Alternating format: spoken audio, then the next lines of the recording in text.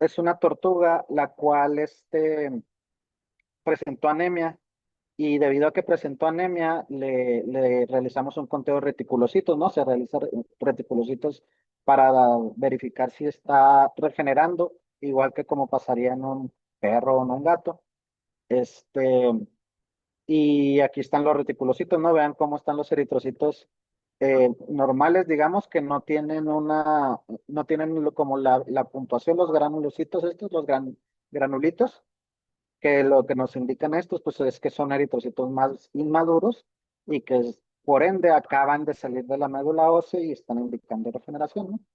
Y en algunos casos, pues estas mismas pruebas, en este caso estamos hablando de un hemograma, pueden llegar a ser diagnósticas, ¿no? Como en este caso, pues, específico de la tortuga, en donde encontramos un agente etiológico que es hepatosón, y entonces ahí en el mismo estudio pudimos ver, pues, la causa del malestar del paciente, que era la anemia, y la causa de la anemia, que era el hepatosón, que el hepatosón en muchas especies de reptiles es considerado normal, digamos, entre comillas, mientras no cause signos clínicos. Sí, pero en este caso, pues como el individuo sí presentaba hiporexia y pérdida y tenía anemia, pues se trató contra el hepatosón y tuvo buena evolución, ¿no? Entonces, estas pruebas pueden llegar a ser diagnósticas en algunos de los casos, aun cuando sea una prueba que no necesariamente mandamos a hacer para tener un diagnóstico, ¿no? Y esto pasa pues con varios hemoparásitos.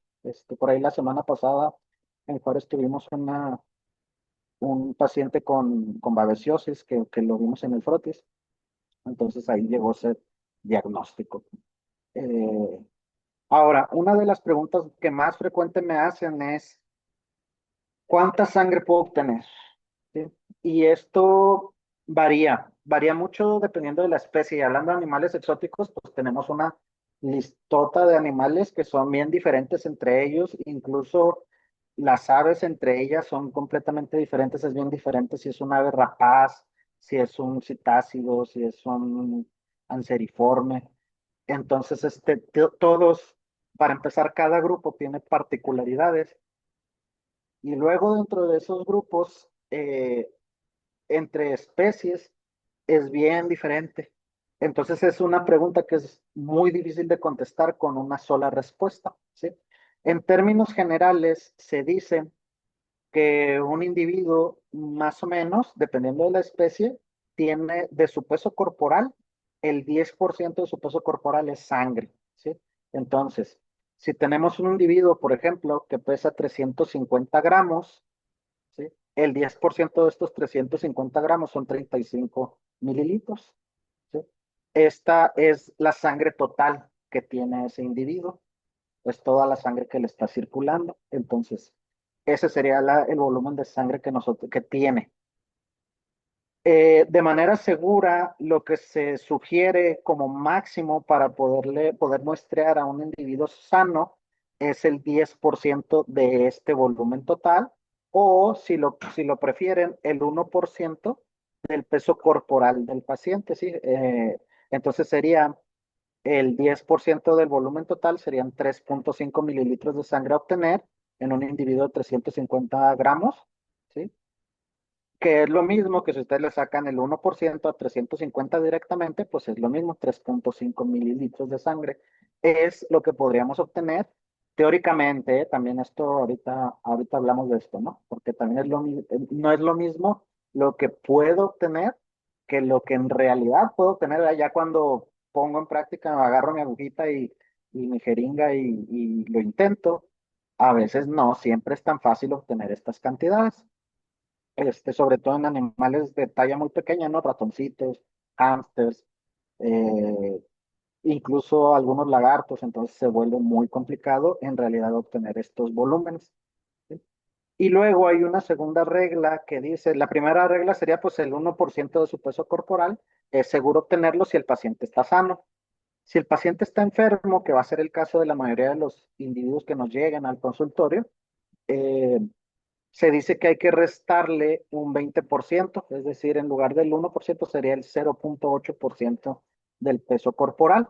¿sí? Por lo tanto, este mismo individuo de 350 gramos, lo adecuado o lo correcto sería que yo máximo le obtenga 2,8 mililitros de sangre y se recomienda también que si yo le hago un muestreo, pues a la vez le coloco un catéter o lo hidrate de alguna manera, ¿no? Dependiendo de la especie, pues hay diferentes vías de administración de fluidos y entonces se recomienda como recuperarle las pérdidas para evitar cualquier desequilibrio hemodinámico que pueda afectar la vida del paciente, ¿no?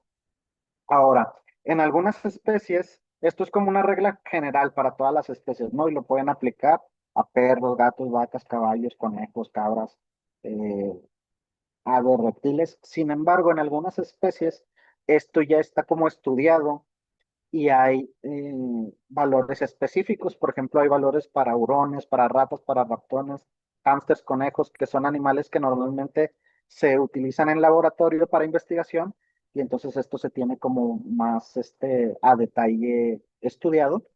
Y en estos animales puede ser que varíe un poquito esta regla, puede ser que haya una especie animal que tenga, en vez de 10% de su peso corporal, tenga el 8%, y hay algunas especies animales que en vez de 10% van a tener 12, 14, 15% del volumen total, es sangre. Entonces ahí se modifica un poquito, pero digamos que con estos valores uno puede más o menos jugar de manera segura en cuánta sangre extraigo de un paciente. ¿Sí? En pequeños mamíferos, por ejemplo, el volumen total va de 6 a 8% de su peso y en aves pues varía mucho lo que les decía, ¿no? Hay aves que viven toda su vida prácticamente con una cantidad muy pequeña de sangre y otras que tienen mayores volúmenes, entonces eso también de ser posible, pues informarse desde que les llega una especie, a lo mejor que es la primera vez que vemos y todo, como buscar esta información para tratar de hacer un manejo más específico de la especie y tratar de no meterlos en problemas ni meternos, ¿no? Ahora, esto otra vez es teoría, ¿no? Es lo que se podría hacer y ya en la práctica, pues todos sabemos, ¿no? Que a veces no es tan sencillo obtener estas cantidades de muestra en muchos casos por diferentes razones, ¿no? Desde que si el animal se deja o no se deja, si estoy o no utilizando sujeción química, si tengo el material adecuado, porque también a veces, pues, la mayoría de nosotros nos dedicamos a perros y gatos, y de repente que nos llegue un bicho de estos nos descoloca un poquito y no estamos tan equipados como pudiese estar alguna clínica u hospital que se dedica específicamente a este tipo de animales. Entonces, y bueno, y la habilidad que tenga quien esté tomando la muestra, y luego también yo digo que hay días malos, ¿no? No sé si les ha pasado, a mí me llegó a pasar cuando hacía consulta que de repente había días que no podían ni canalizar a ningún perro, por más que estuviera la vena, como que no me salían las cosas, como que andaba de malas, y pues no me salía, y yo digo que entonces también hay días en que todo te sale, y también hay días como que, pues no traes la suerte y no funciona. Entonces, eh, tomar todas esas cosas en cuenta, ¿no? Esto es lo que podríamos sacar de sangre y luego ya que en realidad podamos, pues a veces no está tan correlacionado, ¿no? Ahora, esto es en cuanto al volumen seguro que yo puedo obtener de sangre. Sin embargo, una pregunta que también me hacen muy seguido es, ¿cuánta sangre le mando para que me haga un hemograma o para que me haga una química o para que, sí? Que esta pregunta me la hacen en perros y gatos y pues con más razón me la van a hacer en pacientes de talla más pequeña, ¿no? En un ratón, en un cuyo, en animales que son pues más pequeñitos, a lo mejor que el promedio de nuestros pacientes perros o gatos, pues evidentemente también me hacen esta pregunta. Y hay varios factores que van a determinar esto, desde lo correcto, o sea, de hacer lo correcto, pues va a depender del material que elijas para empezar, ¿no? Porque pues que ahorita hablaremos más a fondo de los materiales, pero no es lo mismo si tú eliges un tubo microtyner, ¿no? De estos que son para medio mililitro de sangre o como estos otros, que estos son para 1,3 mililitros de sangre, que son del mismo tamaño, la cantidad de anticoagulante que traen pues es para un volumen específico de sangre, ¿sí? Y los tubos estándar que tenemos siempre, los cuales son para 4 mililitros de sangre. Hay unos tubos que también son de ese mismo tamaño, pero que son para 2 mililitros de sangre. No sé, por ejemplo, en el Bed Supply venden unos tubitos chiquitos que son para 2 mililitros de vidrio. Entonces, depende del tubo. O sea, lo primero es qué material escoges, ¿no? Y a lo mejor el material lo tengas que escoger en base al tamaño de tu paciente para no meterte en problemas. Eso es una cosa, el tubo que elijo. Luego, pues qué animal tienes, porque pues no es lo mismo lo que decíamos, ¿verdad? Sacarle a un caballo que sacarle a un cuyo, un caballo o a un cobayo, ¿no? No es lo mismo. Entonces, eso también, pues evidentemente te va a limitar en cuanto al volumen que puedas obtener, ¿sí? Cosas del individuo, si está hidratado, si no está hidratado, y también el hematocrito propio de la especie, porque hay especies que se manejan de manera normal con hematocritos muy bajos, ¿sí? Entonces, a esos pues les vamos a poder obtener. Aquí la importancia de esto es que pues nosotros vamos a separar la sangre para obtener el plasma, ¿sí? O el suero, dependiendo del tipo de tubo que nos manden. Y nosotros con lo que trabajamos en el laboratorio es con el sobrenadante, con el plasma o con el suero. Entonces, si un paciente tiene un hematocrito más bajo, nosotros vamos a poder obtener mayor cantidad de plasma o suero y entonces nos va a alcanzar para hacer más cosas, ¿sí? Sin embargo, si el individuo está muy deshidratado o es una especie que tiene un hematocrito muy alto de manera normal, de manera fisiológica, a lo mejor entonces en este mismo volumen de sangre voy a obtener una menor cantidad de plasma o suero y entonces me va a alcanzar para menos analitos. Y eso es algo que hay que considerar, ¿no? Ahora, también otra cosa a considerar es que cada analizador es bien diferente. Entonces, analizador me refiero al equipo, ¿sí? Al equipo en el que metemos las muestras y nos da los resultados, sobre todo de bioquímica, que es como el que eh, más sangre utiliza.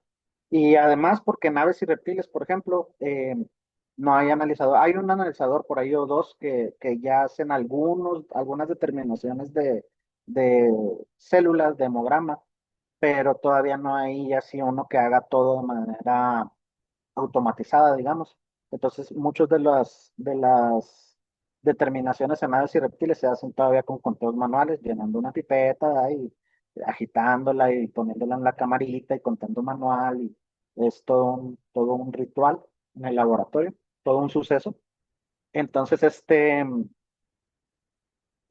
estamos más enfocándonos un poquito a química debido a eso, pero bueno, en los mamíferos no pasa esto. Cualquier mamífero que pueda lo puedes meter al analizador y es más sencillo de hematología. Pero con la química, pues sí, sí es que batallamos con las cantidades de suero. Y lo que les decíamos, ¿no? La habilidad para el muestreo, pues también seguramente en sus centros de trabajo habrá quien sea más hábil o quien sea menos hábil para muestrear esos gatitos o esos perritos chiquitos y también si ven este tipo de animales, pues igual, ¿no? Y la cooperación del paciente, ¿no? Igual, todos sabemos que dependiendo del temperamento de los individuos, hay muestreos que son muy sencillos y hay muestreos que se complican un poquito más pues debido a el temperamento que puede llegar a tener el paciente. Entonces, todo esto hace que esta pregunta, ¿cuánto debo mandar? Es una pregunta bastante complicada de contestar, porque yo les diría, por ejemplo, en Juárez, con el analizador de bioquímica que tenemos, por ejemplo, esta es una muestra que nos llegó la semana pasada, y fíjense, es un microtimer, tubo verde, medio mililitro, aquí están las dos rayitas de marca de hasta dónde se debe llenar el tubo. Lo correcto de estos tubos es que se llenen hasta esta segunda rayita. Y esa fue toda la muestra que nos mandaron. Esa fue una muestra de un lagarto. Y con esa muestra nos alcanzó para hacer, creo que casi todo, nos faltaron nada más los electrolitos. Y con casi todo me refiero a que de ese mismo tubito, nosotros hicimos el hemograma y nosotros hicimos la química, ¿sí? Entonces, más o menos logramos obtener como unos 300 microlitros, o sea, de estos 500, si se fijan, más o menos eh, dos terceras partes, a lo mejor, poquito más, poquito menos, son de plasma. Entonces, con esa cantidad logramos hacer hemograma y química. Entonces, pero pues esto fue también por el hematocrito, que esta especie específicamente maneja un hematocrito normal entre 30 y 40% de hematocrito. Entonces, quiere decir que del punto 5 de sangre que nos mandaron, ¿sí? El 30 al 40% pues son por ahí punto 2 y nos quedaron punto 3, 300 microlitros para poder procesar la química. Entonces, pues en esta especie con esa cantidad alcanzó, pero a lo mejor si nosotros tuviéramos otra especie animal que tuviera de manera normal entre 60% y 70% de hematocrito, pues ¿qué quiere decir? Que de ese mismo medio mililitro, yo en vez de sacar 300 microlitros de plasma, voy a sacar a lo mejor 200 o 150, y entonces la cantidad de analitos que yo voy a poder hacer, pues va a ser menor, ¿sí? En términos generales, a nosotros en Juárez con 300 microlitros nos alcanza para hacer eh, hemograma y química, o sea, 300 microlitros de suero, ¿verdad? De plasma, que se llega a traducir, se puede traducir en medio mililitro de sangre o más. Sí, entonces, ahí la recomendación, pues, es que entre más sangre puedan obtener, mejor, ¿verdad? Batallamos menos, ¿sí? También otra recomendación es que, bueno, en aves y reptiles se suele utilizar el mismo tubo para hacer ambos estudios.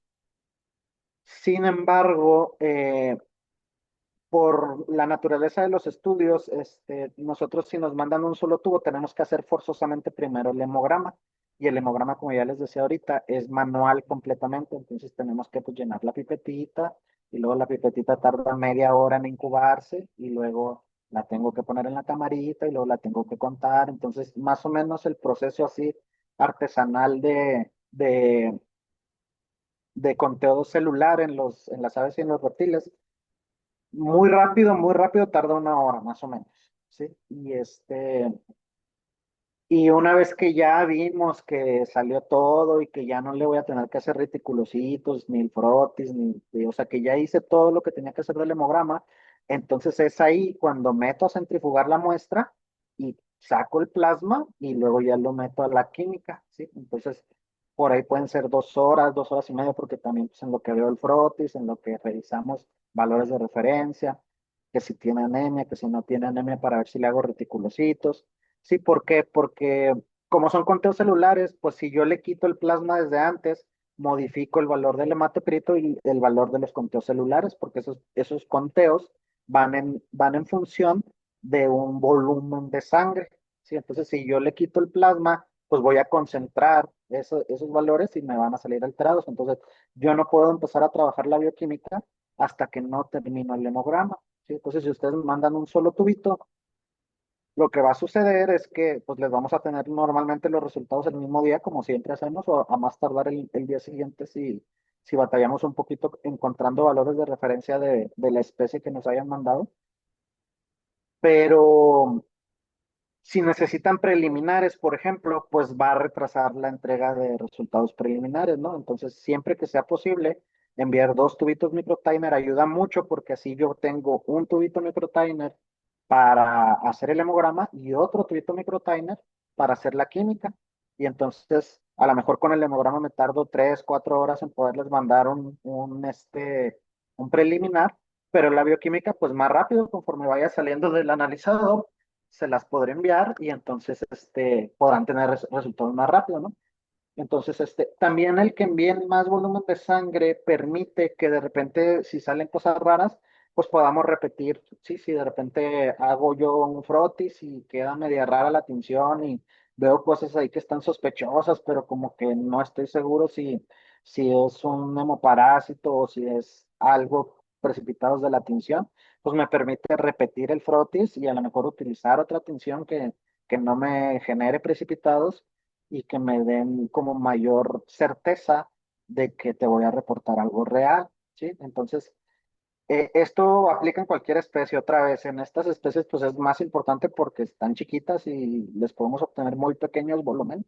Pero pasa lo mismo en perros y gatos. Si ustedes siempre mandan nada más un tubito microtiner, en general, como solo se hace el hemograma en perros y gatos, un microtiner suele bastar para repetir la cantidad de veces que necesitemos lo que sea. ¿Sí? Pero donde sí batallamos un poquito es cuando mandan en las químicas cantidades muy pequeñas de sangre. A veces si sale algún analito raro y queremos como confirmarlo, pues a veces ya no hay suficiente suero para poderlo hacer. Entonces, pues eso, en medida de lo posible, tratar de enviar la mayor cantidad de sangre, ¿no? Claro que entendemos que de pronto no se pueda y vamos a intentar trabajar con el volumen de sangre que nos manden, pero siempre tratar de obtener un poquito más. Yo diría que lo ideal estaría entre medio mililitro y 1 mililitro para animales muy pequeñitos. Si logran obtener 1 mililitro, yo creo que estamos del otro lado. No va a haber nada que no les podamos hacer, ni repetir, ni incluso a lo mejor hasta queda muestra, por si después queremos hacer alguna otra prueba, se puede hacer, ¿no? Nosotros tratamos de guardar unos días las muestras por si ustedes viendo los resultados quieren hacer alguna otra prueba, pues ahí está disponible la sangre, ¿no? Para que no tengan que volver a muestrear al paciente. Entonces, pues claro que esto se puede siempre y cuando pues, nos manden suficiente muestra, ¿verdad? Que en esta pues sí nos alcanzó, pero ya no quedó para hacer nada. O sea, si quisiéramos después hacer otra cosa, ya no hay. Entonces, eso hay que tenerlo en cuenta, ¿no? Y bueno, tomar en cuenta también que cuánta debo mandar, pues depende otra vez del volumen, ¿no? Del tubito que escojan, porque si se fijan, pues estos tubos están bien llenitos porque pues están chiquitos, pero luego mandan estos tubos y si se fijan, ninguno de ellos está lleno hasta la marca de este tubo es hasta aquí y ni siquiera se alcanza a ver dónde está la sangre, igual marca hasta aquí, no se alcanza, este es el que mejorcito está lleno, pero todo no llega hasta la marca, aquí está la marca, aquí está el volumen de sangre y de todos, esto lo puse para ejemplificar un poquito lo que hablábamos en este artículo, ¿no? De que la mayoría de los errores son preanalíticos. Sí, aquí dicen que del 52 al 77%. Yo aquí agarré 10 tubos así de ahí del laboratorio, puse 10 tubos al azar y resulta que ninguno de los 10 estaba lleno hasta el volumen que tenía que estar lleno. Sí, este incluso no llegaba a la segunda marquita, llegaba nada más a la primera. Entonces, en- yo creo que si yo calculara este valor, que eventualmente lo voy a hacer y les voy a decir, este, yo creo que si yo calculara este valor en nuestro laboratorio, nuestro error preanalítico a causa nada más, fíjense, nada más hablando de volumen de sangre. Ya ni hablemos de que si está hemolizada, de que si tiene lipemia, de que si lo que quieran, sí, de que si se coaguló, de todo eso. Nada más de volumen de sangre, yo creo que nosotros vamos a andar entre el 80 y el 90% de las muestras que no son muestras de alta calidad, ¿sí? Y entonces, ¿qué quiere decir esto? Que pues necesitamos trabajar en mejorar la calidad de nuestra toma de muestra para obtener resultados de calidad, porque es el primer paso. Si ustedes no toman muestras de calidad, no tienen resultados de calidad, ¿sí? Y hay que irlo avanzando mutuamente, ¿no? Este, Ahora, pues yo siempre he dicho un poquito como haciendo una analogía a que nosotros deberíamos de, cuando vamos a hacer una venopunción para tomar una muestra de sangre, deberíamos de tener un protocolo similar al que se tiene en cirugía, ¿no? En el área quirúrgica, en donde pues tú preparas tu material quirúrgico previo a la cirugía, ¿sí? No estás en la cirugía buscando en el tercer cajón de la izquierda no sé, la tijera hemostática, no sé, la pinza hemostática o la tijera mayo, yo qué sé. No estás a media cirugía buscando tu material, ¿no?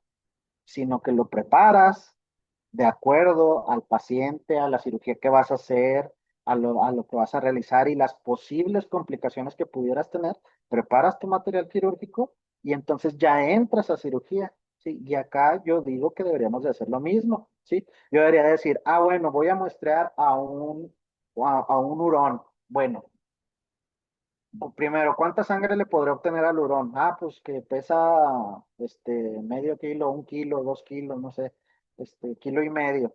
Ah, pues si pesa kilo y medio, el 1% de eso son 150, el 10% de 1500 que pesa son 150 mililitros de volumen total, por lo tanto, lo máximo que le puedo obtener de sangre son 15 mililitros.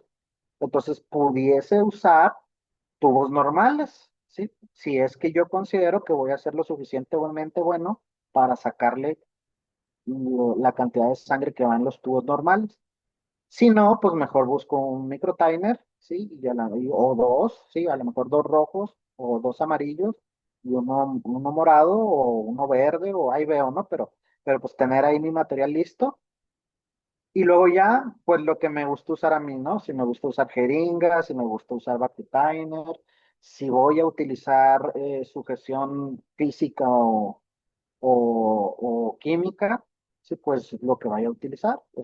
Si lo voy a envolver como burrito, si lo voy a anestesiar, a sedar, eh, todo ahí, ¿no? Todo listo. Este, hay diferentes tipos, ¿verdad? Hay estos catéteres de mariposa que también se utilizan luego para tomar muestra de sangre.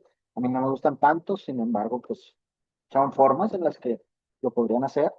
Este, las pruebas que voy a utilizar, ¿no? Para saber si necesito un tubo con anticoagulante o sin anticoagulante, si le voy a hacer torniquete o no, si le voy a usar guantes o no, si le voy a hacer un frotis, que ahorita hablaremos de eso. Y luego sistemas, ¿cómo decir? Como complementarios o como paralelos que podemos también utilizar, que están disponibles y que podríamos utilizar. Entonces, pues tener a la mano todo y partir de ahí empezar con la vena en función, ¿no? Ahora, yo percibo que hay como dos maneras de tomar o tres maneras de tomar muestras en términos generales, ¿no? Yo a esto yo le puse así, esto no viene así en la literatura, yo le digo el sistema tradicional, porque según yo es como el que más utilizamos, ¿sí? ¿Qué consiste? Pues en usar una aguja, ¿sí? Una jeringa, y los tubos, ¿no? Y funcionar la vena con la jeringa y obtenerla y luego pasarla a los tubos. Según yo, esto es lo que más utilizamos la mayoría, ¿sí? Este, y creo que es el más utilizado, pues porque son materiales que tenemos ahí, todo el mundo tiene jeringas en su consultorio y como que también siento que es el método con el que la mayoría de nosotros nos sentimos más cómodos. Eh, Entonces esto hace que pues, sea barato, que sea fácil de conseguir, fácil de ejecutar y eso pues nos da mucha ventaja, ¿no? Sin embargo, hay desventajas que yo observo en donde, por ejemplo, pues, se te ponchan venas por no escoger a lo mejor el calibre de aguja adecuado o porque hagas un vacío excesivo con la jeringa, un vacío excesivo que destruya las venitas, ¿verdad? Que las haga colapsar, que haya hemólisis durante la sangre, igual asociada a cualquiera de estas situaciones, formación de agregados plaquetarios. ¿Por qué? Pues porque la sangre desde que la empiezo a obtener se, se empieza a coagular, ¿no? Entonces, si tardo mucho en colocarla en el recipiente con anticoagulante, es probable que se me embolice un poquito, que se me coagule incluso, ¿no? Entonces, digamos que esas son las desventajas entre algunas otras que se les puedan ocurrir, ¿sí? Y luego está esta otro, ¿no? Que es el sistema Batutainer, que este es pues el sistema como está diseñado, los tubos Batutainer están diseñados para esto, que consiste pues en la aguja, la funda o holder o camisa o como le quieran decir al adaptador este de aquí, ¿no? Donde se inserta la aguja y del otro lado se inserta el tubo y los tubos que vienen al vacío y que los tubos vienen con una cantidad de vacío adecuada para llenarse la cantidad de sangre que ese tubo necesita, ¿sí? El tubo de 10 mililitros trae 10 mililitros de vacío, el tubo de 4 trae 4 mililitros de vacío, y que a mi parecer esta es la mejor forma de tomar muestras. Sin embargo, eh, pues a lo mejor en pacientes como los exóticos no nos funciona tanto por el tamaño, sobre todo en animales pequeñitos, ¿no? Entonces, aquí pues en perros y gatos, sobre todo perros de talla mediana a grande, yo diría que de 10 kilos 8 kilos todavía yo creo que si les tomas de yugular, perfectamente puedes hacerlo con Vacutainer. Pero a lo mejor más chiquitos ya empieza uno a batallar, ya depende de muchas cosas, sobre todo porque de estas agujas solamente hay tres tamaños, o al menos yo conozco solamente tres medidas, y las más chiquitas son las de 22, las más delgaditas, pues, las de 22, pero pues son unas agujotas bien largotas, ¿no? Entonces, a veces en animales muy chiquitos, pues uno siente que pierde mucho el control con una aguja tan larga. Entonces, pues ver si me funciona o no me funciona, ¿no? Para mí este es el que mejor funciona. En perros y gatos yo lo recomendaría, yo les diría que si pueden, siempre tomen sus muestras así, pero pues no que esto no funcione, sino que pues siento yo que tiene más desventajas, ¿sí? ¿Cuáles son las ventajas del sistema Vacutainer? Que primero que nada es un método que asegura eh, la bioseguridad, ¿no? Vaya, la redundancia, ¿no? Es el método más seguro desde el punto de vista bioseguridad. ¿Por qué? Porque la sangre nunca sale y no va a generar aspersión de ningún tipo de cosa, ¿no? Independientemente de lo que pueda estar el animal enfermo, pues no nos vamos a manchar las manos, no va a salir en aspersión y lo vamos a respirar o nos va a caer en una herida o lo que sea. Y es menos probable el riesgo de contagio, eso sería lo primero, ¿sí? Y lo segundo es que pues el sistema está diseñado para tratar la sangre de la manera menos agresiva posible, sí, con la cantidad de vacío adecuado para que no se rompan las células al momento de estar siendo extraídas. Entonces es menos probable que, que haya hemólisis o alguna afectación por la toma de la muestra. Sin embargo, las desventajas que yo observo es que pues los tubos están diseñados para personas y entonces los tubos Vacutainer pues son tubos que el más chiquito necesita 2 mililitros de sangre, ¿no? Y a veces pues ese volumen de sangre, sobre todo en pacientes de talla pequeña, pues es demasiado pues para lograrlo obtener. Entonces, esa es la principal desventaja, ¿no? Que digamos que en muchos pacientes de talla pequeña esto va a ser lo más adecuado porque voy a poder usar jeringas más pequeñas, agujas más pequeñas y tubos más pequeños. Entonces, considerarlo, ¿no? Si bien este es el que más me gusta, no quiere decir que sea el que siempre tengo que utilizar. Yo digo que la toma de muestras debe adecuarse a las condiciones de nuestro paciente, ¿sí? No que yo siempre tomo la muestra de tal manera sino que yo escojo el tamaño de la jeringa, el tamaño de la aguja, los tubos que voy a utilizar de acuerdo al paciente, ¿sí? No es como que yo tenga nada más este tipo de tubos, este tipo de jeringas y siempre agarro una jeringa de 3 mililitros y siempre agarro una jeringa gris o azul o verde, la que ustedes quieran, sino que eso, con todas esas variantes yo juego dependiendo del individuo, ¿sí?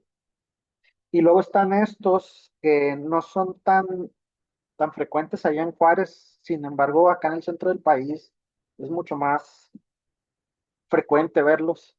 Son una especie de mezcla de ambos sistemas, porque son unas jeringas, sí, que al momento de que tú vas llenando el tubo, tienen un émbolo como si fuera, pues sí, es una jeringa, le pones la aguja, funcionas y vas llenando de sangre, ¿sí? Y cuando se llena por completo de sangre, hay de estas jeringas de diferentes volúmenes, hay desde 1 mililitro, creo que es la más chiquita, y hay hasta 10 15 mililitros las jeringas. Y igual, unas tienen anticoagulante, otras no tienen, traen igual su folder, este, venden así todo el sistema, se llama Monovet el sistema. Y cuando lo llenas, jalas el émbolo hasta el fondo y como que se atora y el émbolo se puede romper y se convierte, esta misma jeringa se convierte en un tubo. Entonces ya queda aquí la muestra, en la misma jeringa que tomaste queda ya como si fuera el tubo, ¿sí? ¿Qué desventajas tiene este método, que es el más caro de todos? Creo que cada jeringa anda más o menos como entre los 15 y 25 pesos, dependiendo de a qué proveedor se lo compres, ¿no? Pero, pues comparado con los tubos, ¿no? Que los tubos cuestan 3 pesos, la aguja cuesta 1 peso, pues son más caros, mucho más caros, encarecen la toma de muestra, ¿sí? pero la ventaja es la comodidad, ¿no? Y otra desventaja que yo le veo es que pues si voy a sacar hemograma y química, pues necesito puncionarle una vez y sacarle el hemograma y puncionarle otra vez y sacarle la química. Sí, a diferencia, por ejemplo, de este, en donde yo hago solo una punción y aquí puedo intercambiar los tubos y llenar la cantidad de tubos que yo quiera, siempre y cuando pues el paciente me lo permita y el tamaño del paciente también me lo permita, el volumen que puedo obtener. Entonces, estos tubos están padres, pero pues digamos que tienen todavía su área de oportunidad. Uno, que son difíciles de conseguir, son más caros, pero son muy cómodos. O sea, entonces ahí este, hay que considerarlo. Y lo otro es que como al final de cuentas funciona como una jeringa, pues si yo ejerzo presión negativa excesiva, pues puedo tener los mismos errores que tendría con la jeringa normal. Entonces, pues no lo resuelve del todo, ¿no? Es un poquito más cómoda. eh, es menos probable que se me formen coágulos, por ejemplo, porque pues, la sangre cae directamente al tubo. No pierdo este tiempo que hay de que saco la jeringa y agarro el tubo, lo destapo vacío. No, es menos probable que se me coagule porque pues la sangre va directamente a tener contacto con el anticoagulante y, pues funcionan bien. Entonces, hay con distintos aditivos, ¿no? Igual que los tubos, hay con heparina, con EDTA, con citrato de sodio, con así, toda la gama que hay de tubos Vacutainer, también hay de estos de Monovet. Entonces, pues están padres, pero les digo, son no tan sencillos de conseguir. Y luego, pues también está esta opción que es la de colocar a lo mejor un catéter directamente en la vena del paciente, ¿sí? E intentar de ahí tomar la sangre. Específicamente estos catéteres de mariposa vienen heparinizados, entonces, pues reduce el riesgo de que se te vaya a coagular la sangre. Sin embargo, también, pues traen una manguerita como de unos, no sé, 10 centímetros a lo mejor, y pues en un paciente tan chiquito, estos 10 centímetros de manguera, pues son como 10 mililitros de sangre que se me van a quedar ahí en la manguera y que pues a lo mejor no vale la pena colocar, ¿no? Esta foto es ilustrativa, pero en realidad esta no es de una toma de muestra, esta es de un catéter que le pusieron intraóseo. Y esto más bien es como una vía de administración de terapia de líquidos, sí, como una vía de hidratación. Eh, Nada más puse la foto ejemplificando, pero estos catéteres pues van a depender también del tamaño del paciente. Y una cosa que sí me han llegado muestras tomadas así de perros y gatos, y no entiendo bien por qué, casi siempre llegan muy hemolizadas.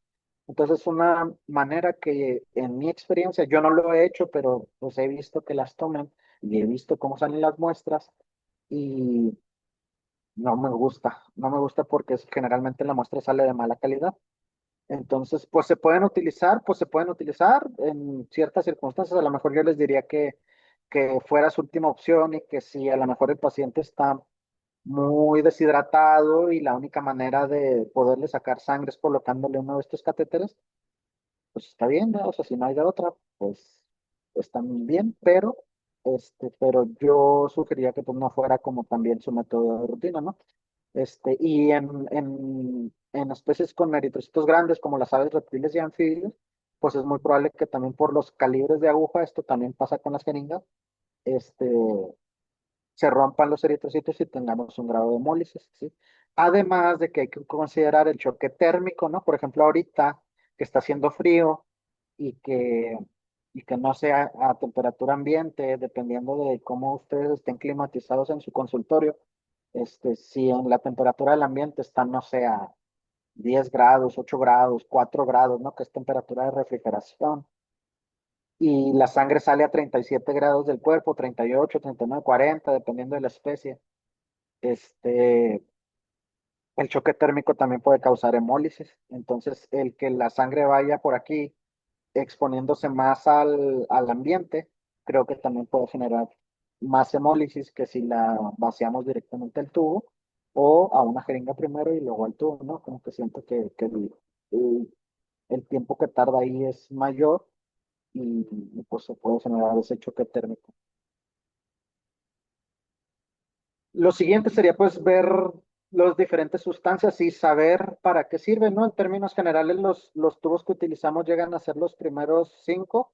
y hay una variedad de tubos que se utilizan para otras pruebas que no son tan frecuentes en medicina veterinaria, pero pues básicamente está la coloración que de un tiempo para acá ya es ¿cómo se dice? Estandarizada, ya es igual, porque en algún punto eran diferentes los códigos de colores en diferentes partes del mundo, dependiendo de si tú estabas en Estados Unidos o en Europa, en la Unión Europea. Por ejemplo, el tubo rojo, que nosotros sabemos que no trae aditivos para obtener suero, pero hay en algunas partes en donde ese tubo no es rojo, era gris. Entonces, esto se ha intentado estandarizar de manera que ya en casi cualquier lugar tengan el mismo estándar de colores. Sin embargo, nunca está de más, sobre todo nosotros allá en frontera. A mí me llegó a pasar que de repente me llegaran tubos de colores extraños y que algunos eran sin aditivo o con aditivo. Por ejemplo, hay muy frecuentemente unos tubos que tienen el tapón como moteado, no sé si los han visto, como gris con rojo, no me acuerdo bien los colores, y ese no trae aditivo y se utiliza para la química, ¿sí? Y pues nos llegan tubos así como muy raritos que llegan de Estados Unidos, ¿verdad? Entonces, hay que tratar de tenerlo en cuenta. En animales de compañía y exóticos, pues los que vamos más a utilizar son el rojo o el oro para bioquímicas, el azul para pruebas de coagulación y el morado o el verde para hemogramas. Y el verde tiene la ventaja o la bondad que se puede utilizar para las dos cosas, tanto para hemograma como para bioquímica. Entonces, en animalitos muy pequeños, puede ser una buena elección debido a que pues con un menor volumen de muestra o con solo un tubo puede procesar ambas cosas. Sin embargo, la heparina, que es el anticoagulante que tiene este tubo verde, tiene la desventaja de que interfiere con las tensiones de tipo Romanovsky, que son las que utilizamos Bivquick o Wright para evaluar en los frotis. Entonces, esa es la desventaja que tiene el tubo verde, y entonces aquí lo que se recomienda es que si vas a tomar la muestra en tubo verde, a lo mejor hagas un frotis previo a poner la sangre en el anticoagulante para que lo mandes junto con las muestras y tener una mejor apreciación de los detalles celulares, ¿sí? Y que funcione mejor. Este, entonces, pues de todos estos, pues decíamos, los tubos sin aditivo los vamos a utilizar para bioquímica principalmente. Y aquí lo que vamos a obtener es suero, ¿sí? O para pruebas serológicas, ¿no? De ahí la palabra serológica viene de suero, que son titulaciones de anticuerpo, pruebas rápidas que se puedan hacer, distente, Ehrlichia, anaplasma, ¿no? Cualquier hemotrópico que mida anticuerpos o que mida antígenos, pues se pueden hacer con el suero y pues la bioquímica, ¿no? Que sería lo más frecuente. Y aquí lo único que debe tomarse en cuenta es que los tubos rojos no traen aditivo, aunque algunos sí llegan a traer ahí un polvito que se supone que favorece la coagulación. Este, no trae ningún químico aditivo y la intención es esa, que se coagule la muestra y ya después de que se coagule, se centrifugue y se obtenga el suero. Y están estos otros que traen un gel separador, ¿no? Que estos son útiles, sobre todo si ustedes van a mandar muestras fuera. Si tienen centrífuga en la clínica también es muy útil porque ayuda a asegurar la calidad de la muestra. Si aquí lo que se haría es que toman su muestra, la dejan que se coagule 10 15 minutos hasta media hora. Por ejemplo, en bovinos, este proceso de coagulación es muy lenta y entonces hay que esperarnos más tiempo, ¿sí? Y pasa en muchos de los animales rumiantes, pasa esto de que tardan más en coagular. Entonces, una vez que coaguló, la meto a centrifugar y pues el gel se va a colocar entre el paquete celular y el suero y va a impedir que estas células que todavía están vivas sigan consumiendo los nutrientes que vienen aquí, y pues los que importan son los nutrientes que medimos, ¿no? Como la glucosa, por ejemplo, que entre más tiempo pasa en contacto el paquete globular con el suero, más se consume. Entonces, para tener mediciones más precisas, esta separación del suero es importante. Nosotros lo podríamos hacer con tubos rojos también, pero pues aquí tendrían que a lo mejor centrifugar y con una jeringa o con una pipeta, si tienen, obtener el suero y pasarlo, ya sea a otro tubo rojo o pasarlo a algún otro tubo, microtubo, en donde pues se separe el paquete globular y esta degradación se disminuya. Otra ayuda que hace esta separación física es que si la muestra se nos cae, se calienta, cualquier cosa que pueda como destruir los eritrocitos de este paquete globular, pues la hemoglobina no me va a contaminar el suero y no me va a causar uno de los artefactos que es la hemólisis, ¿no? Esa sería otra ventaja de estos tubos. Y también otra ventaja de hacerlo en clínica, por ejemplo, es que ustedes puedan detectar si la muestra está hemolizada o está lipémica y si consideran necesario puedan remuestrear en ese mismo momento al paciente antes de mandar al laboratorio y luego que el laboratorio a la hora, a las 2 horas que llegue la muestra les diga, oye, ¿sabes qué?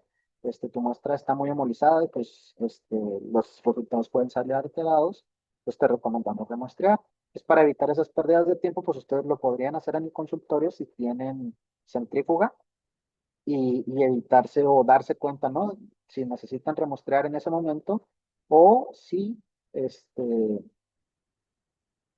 o si la muestra está bien y ayudar a la conservación de la misma, ¿no? ¿Qué desventajas tendría el tubo amarillo? Que yo creo que casi todas las son ventajas, pero la desventaja es para pruebas hormonales, ya que este gelecito eh, hay estudios que sugieren que este gelecito como que ahí se le pegan hormonas como el cortisol y entonces te da como alteraciones o afectaciones en las determinaciones de cortisol. Entonces, en general, en estudios hormonales no está indicado el tubo amarillo, en estudios hormonales sí se recomienda siempre hacerlo con el tubo rojo, pero de ahí en fuera todos los demás estudios creo que es mejor opción el amarillo si ustedes tienen centrífuga. Si no tienen centrífuga, pues de nada sirve, ¿no? Porque pues no van a poder separar el suero y entonces no van a poder aprovechar las bondades de este tubo. Si no tienen centrífuga, pues utilicen tubo rojo. Y pues en cuanto a costos, sí es un poquito más caro el tubo. Creo que estos cuestan como 5 pesos y estos cuestan 2 o 3 pesos. Entonces sí, es un poquito más barato el tubo rojo que el amarillo, pero sí pueden, esto está bien. Y luego hay unos, bueno, acá me voy a regresar un tantito. Hay unos que ya hay como mezcla, por ejemplo, si se fijan, aquí está el verde con heparina, que ahorita hablaremos, y hay uno verde que trae también este gelecito igual que el amarillo. Entonces también hay verdes que los pueden utilizar para las dos cosas, para separar. Aquí, pues la desventaja sería, por ejemplo, si ustedes solamente van a mandar un tubo, pues no los tendrían que centrifugar, porque si los centrifugan, se va a separar los glóbulos rojos del plasma y pues ya no vamos a poder realizar un hemograma con ese tubo, ¿no? Entonces, en general, sería mejor un tubo sin el gel, pero si, por ejemplo, van a tomar dos tubos, uno para hemograma y otro para química, de estos chiquitos, a lo mejor sí convenga que uno lo centrifugue, que ese sea para la química, y el otro tubo lo manden como está para el hemograma, ¿no? Entonces ahí hay que checar los materiales, lo que decíamos, ¿no? Que siempre puede haber diferencias. Tubos morados, pues son los que más utilizamos. Estos los utilizamos primeramente para hemograma, pero también algunas pruebas serológicas, también algunas pruebas de química se pueden hacer, algunas pruebas rápidas se pueden hacer. Y aquí la mayor importancia es que ustedes sean conscientes de para qué cantidad de sangre es el tubo, ¿sí? Hay tubos, por ejemplo, como este que es para 10 mililitros, en donde pues tendríamos que llenarlos hasta la marca y esa sería una correcta muestra, ¿sí? Hay tubos de otras marcas y de otros tamaños. Sí, el estándar de Vatutigner es de 4 mililitros, que este es de esos, pero es de otra marca, ¿no? Y aquí dice 4 mililitros y aquí trae las marcas, aquí estaría la marca hasta donde, aquí en la flechita, hasta donde se tiene que llenar de sangre, ¿sí? Y luego pues está la opción, estos vienen al vacío, ¿no? Entonces estos se pueden utilizar con el sistema Vacutainer y luego están los microtainer, que los microtainer no vienen al vacío, por lo que no se pueden utilizar con el sistema microtainer, pero nos dan la ventaja de que son de medio mililitro, de 500 microlitros.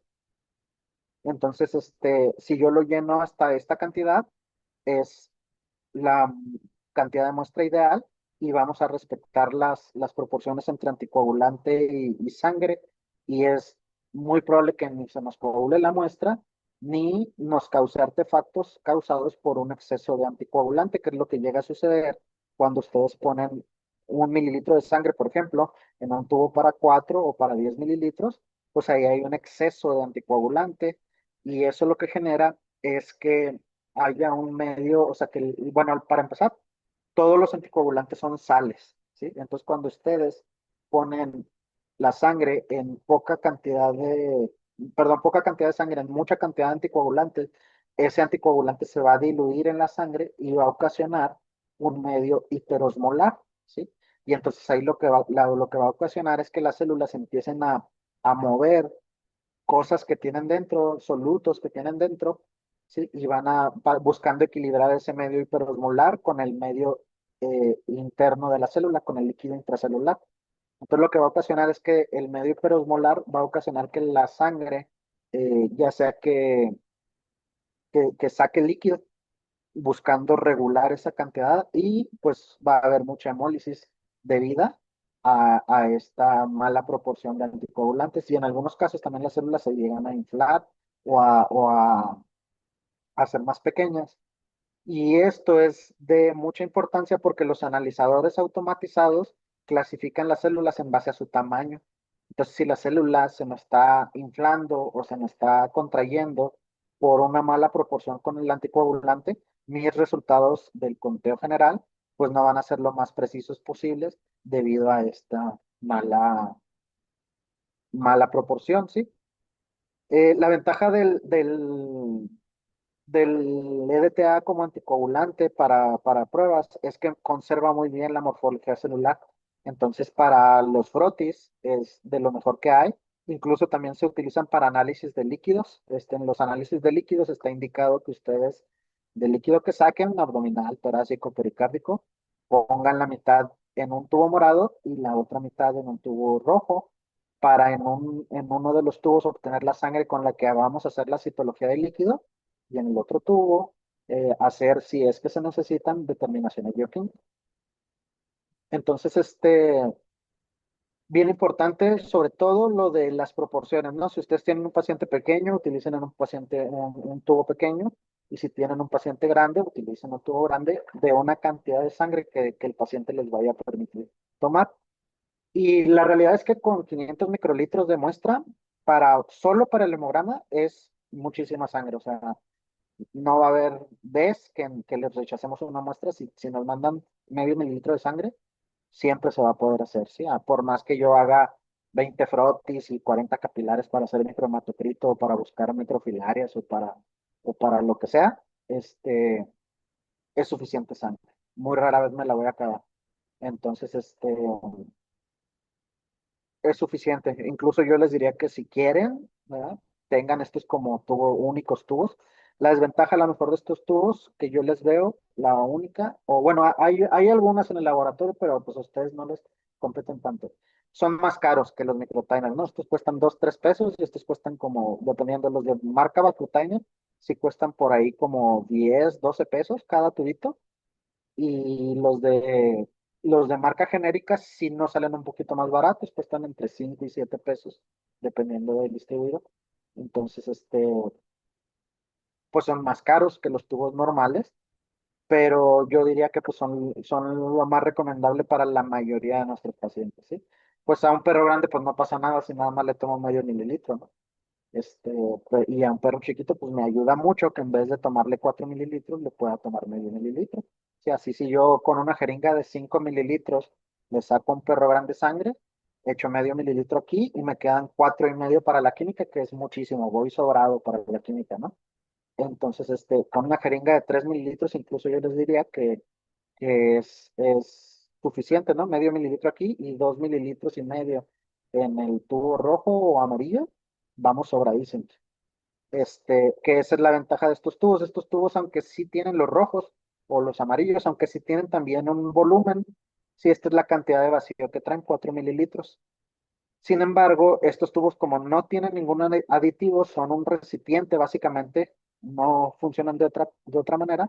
No importa si les pones menos cantidad de sangre, aquí sí que A ver, no importa entre comillas también, porque sí que he llegado a ver que tubos que vienen muy poquita sangre, suelen siempre estar hemolizados. Como que mi teoría es, ahí sí que no he leído por qué, nunca he encontrado el por qué, pero mi teoría es que como hay como menos cantidad de sangre en un espacio mayor, a lo mejor en el movimiento y todo, la sangre tiene más espacio para estarse moviendo y para estarse destruyendo y eso genera más hemólisis. Esa es una de mis teorías. La verdad no estoy seguro de que así sea, pero observo que siempre que la muestra es muy poquita, siempre sale muy hemolizada.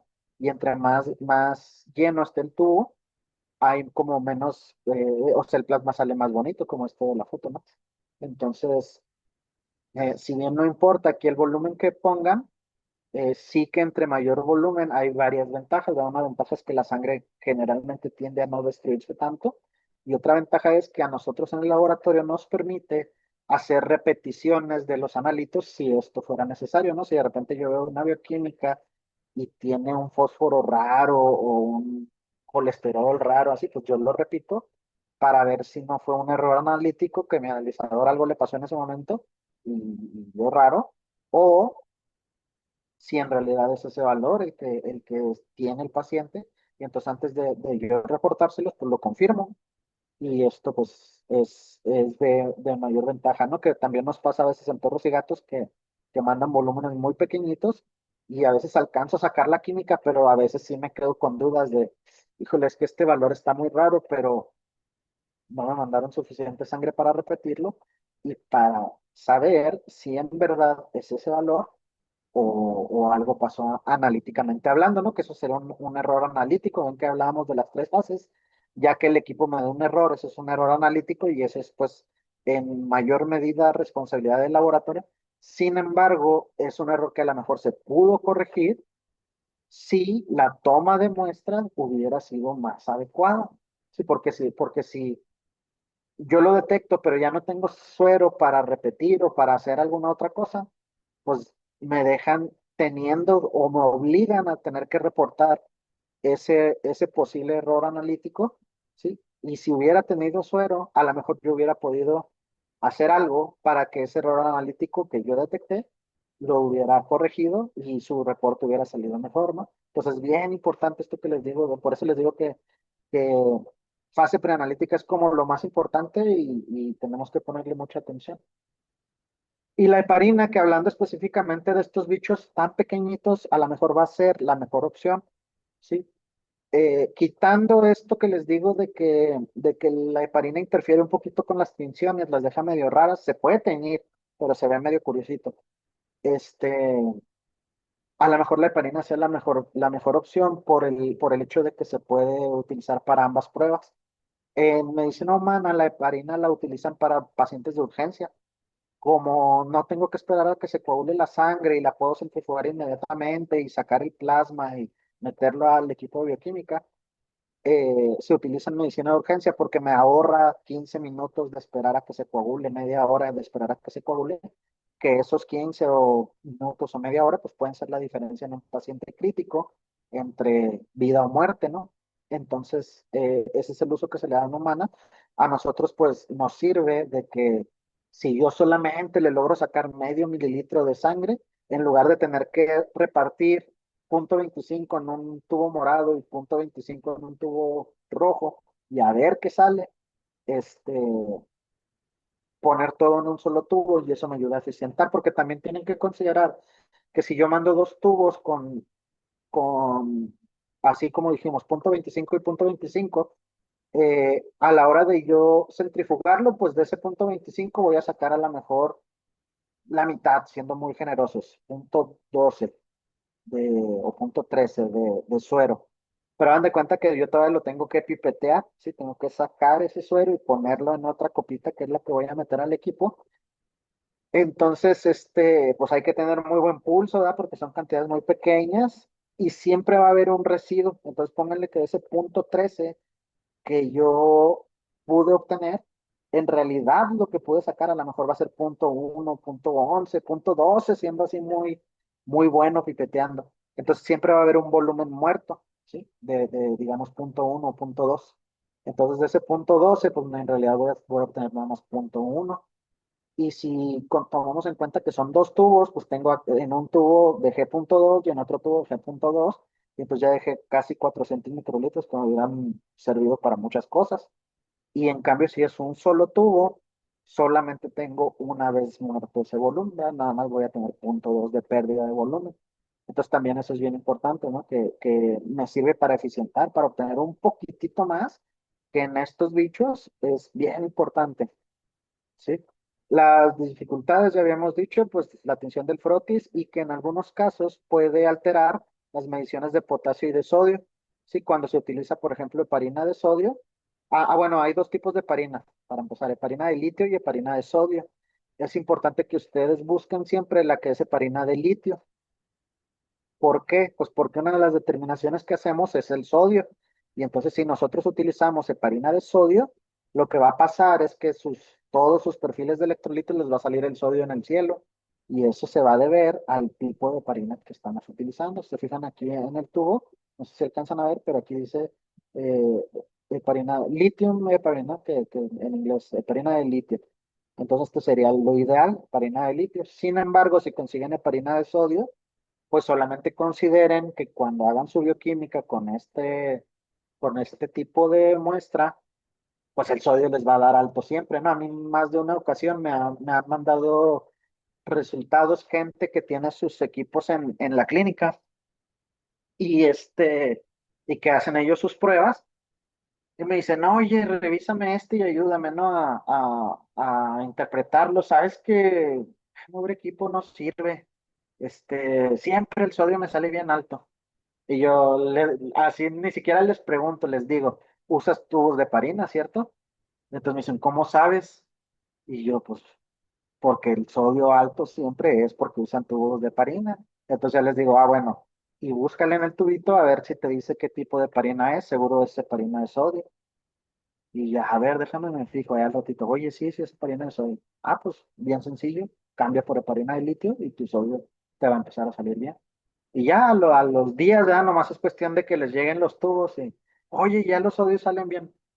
Pues sí, porque era todo el fallo era que estabas utilizando un tubo incorrecto, digamos, no incorrecto, pero que no conocías que el sodio, pues, o sea, que el tubo traía sodio y te estaba sobreestimando el sodio en tu resultado, ¿no? Entonces, eso es bien importante de considerar, que ustedes lo tomen en cuenta, ¿no? Y que busquen preferiblemente parina de litio para tener menos interferencias analíticas. Esto solamente no sería deseable si ustedes están, por ejemplo, sospechando de una intoxicación por litio, pues obviamente si le ponen una heparina de litio, pues el litio les va a dar alto, ¿no? Entonces, esa sería como la única acepción que yo les podría hacer.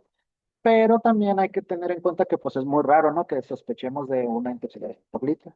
Creo que tendría que ser un cuadro muy específico y pues ahí ustedes podrían tomarlo en cuenta y decir, bueno, si estoy sospechando de esto, voy a utilizar otro tipo de tubos y ya. Y bueno, otros tubos que se usan más o menos frecuentemente, o que estamos intentando que se utilice más frecuentemente, son los tubos de pruebas de coagulación, ¿no? Que son los de citrato de sodio. Estos tubos, hay dos presentaciones. La más comercial o la más frecuente es la que trae tapón azul, azul cielo. Y estos tubos son para 2.7 mililitros de sangre. Y hay una versión que el tubo es del mismo tamaño y que trae tapón transparente con este alito azul cielo aquí arriba y también son de perdón, de citrato de sodio, pero estos requieren nada más 1.8 mililitros de sangre. ¿Sí?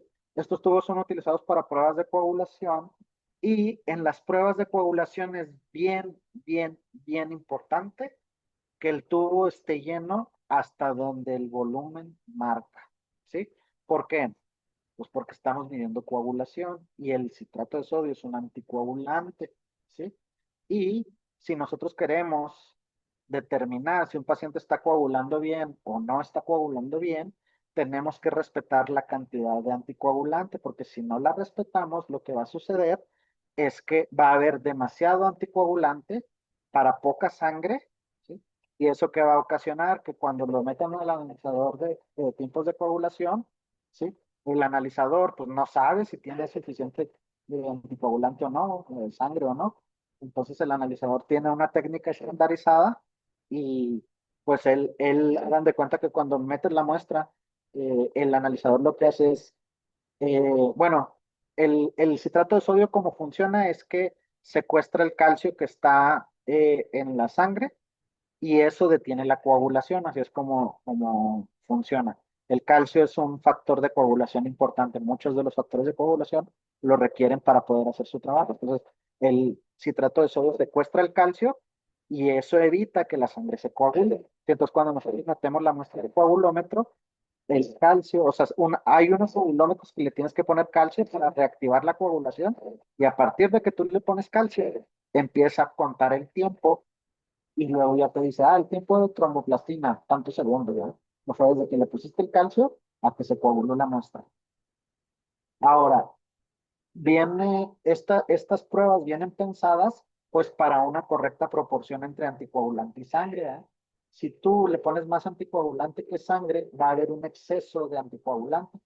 Entonces, cuando yo le ponga el calcio, ¿sí? Ese exceso de anticoagulante, ¿qué va a hacer? Pues va a ir a secuestrar ese calcio que yo le puse y lo que va a ocasionar es que mis tiempos de coagulación se prolonguen y va a ser un falso aumento de los tiempos de coagulación. Entonces, en estos tubos, prácticamente que te van a rechazar la muestra, o sea, si no está correctamente llenada la muestra, te la van a rechazar sí o sí, porque es precisamente lo que estás midiendo, ¿sí? En hematología, digamos que podemos ser un poquito accesibles, porque si bien la muestra, aunque no llegue bien llena y tiene afectaciones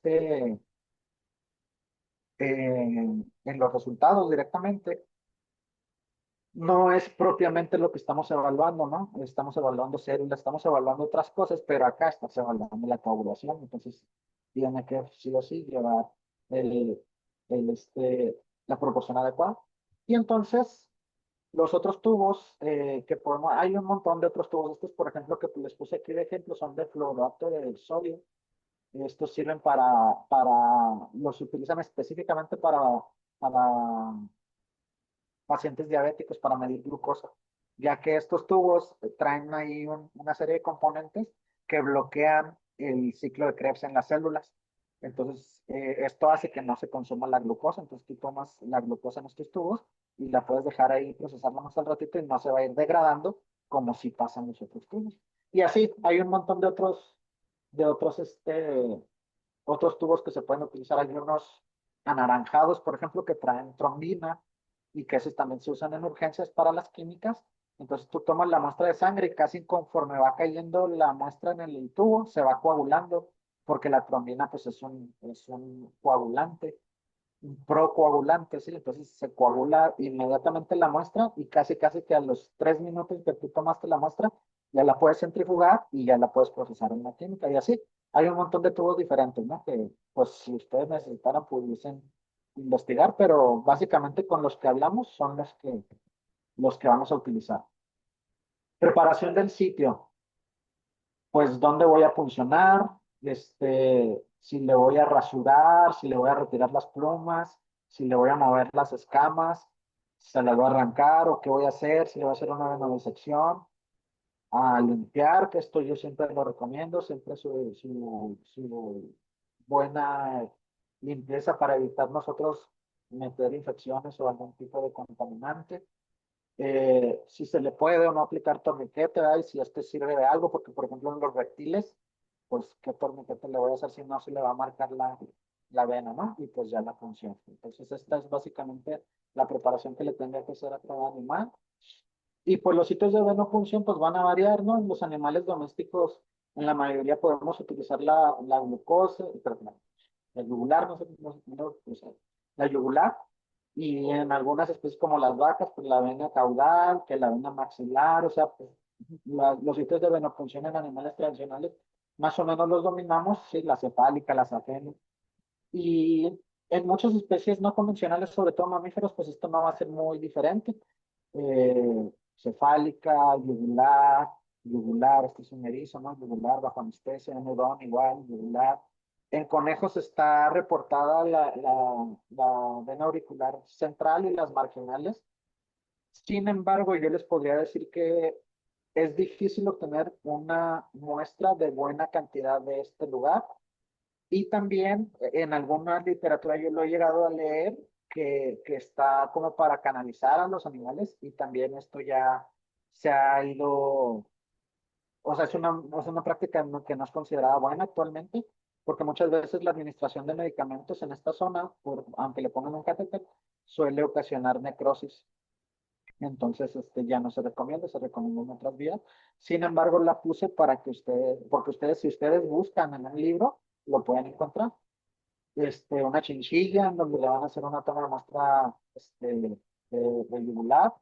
Y pues, lo que decíamos, ¿no? Sujeción manual, si el paciente si el paciente está acostumbrado a la sujeción, o si no, sí, estos bichos, por ejemplo, pues se hacen bolitas y es prácticamente imposible mostrarlos si no están anestesiados, ¿no? Por ahí a mí se me tocó alguna vez un erizo que era muy buena onda y que era muy sociable y no se enrollaba, pero la mayoría de ellos se hacen bolita y pues de una manera, entonces los tienes que forzosamente pues sedar para poder o anestesiar para poder obtenerles muestra.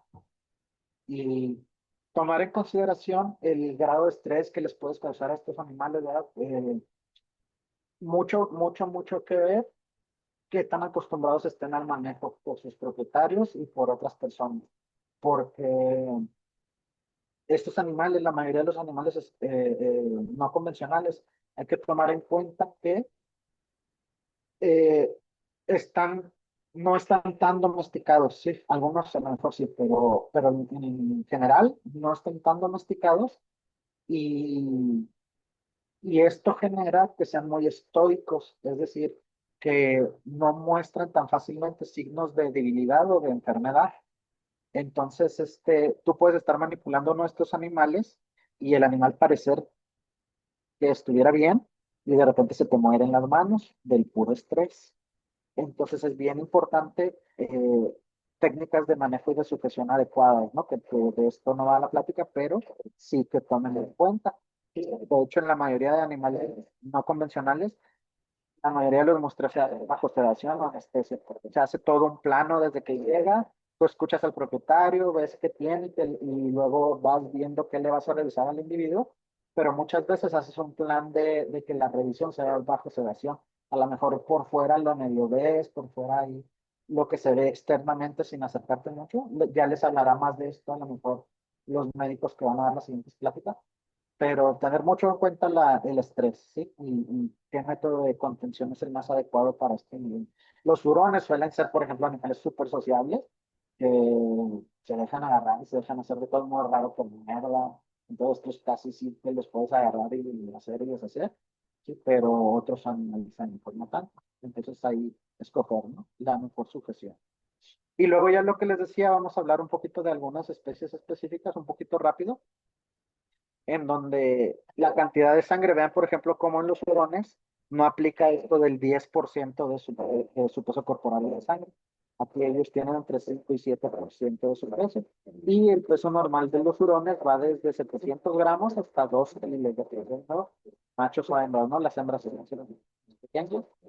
Lo cual quiere decir que tienen un volumen de sangre total de entre 35 mililitros y pesan 700 gramos hasta 100 mililitros y pesan hasta 2 kilos, lo cual quiere decir que les pudiésemos obtener entre 2 mililitros, 2,8 hasta 8 mililitros a los hurones grandes. Y los sitios de venopunción que se utilizan, yugular, cefálica, cefena, ¿sí? Muy similar a perros y gatos. En alguna literatura dice que le puedes cortar la uña, así como cuando en los perros, ¿no? Que nos pasamos y que les sangra.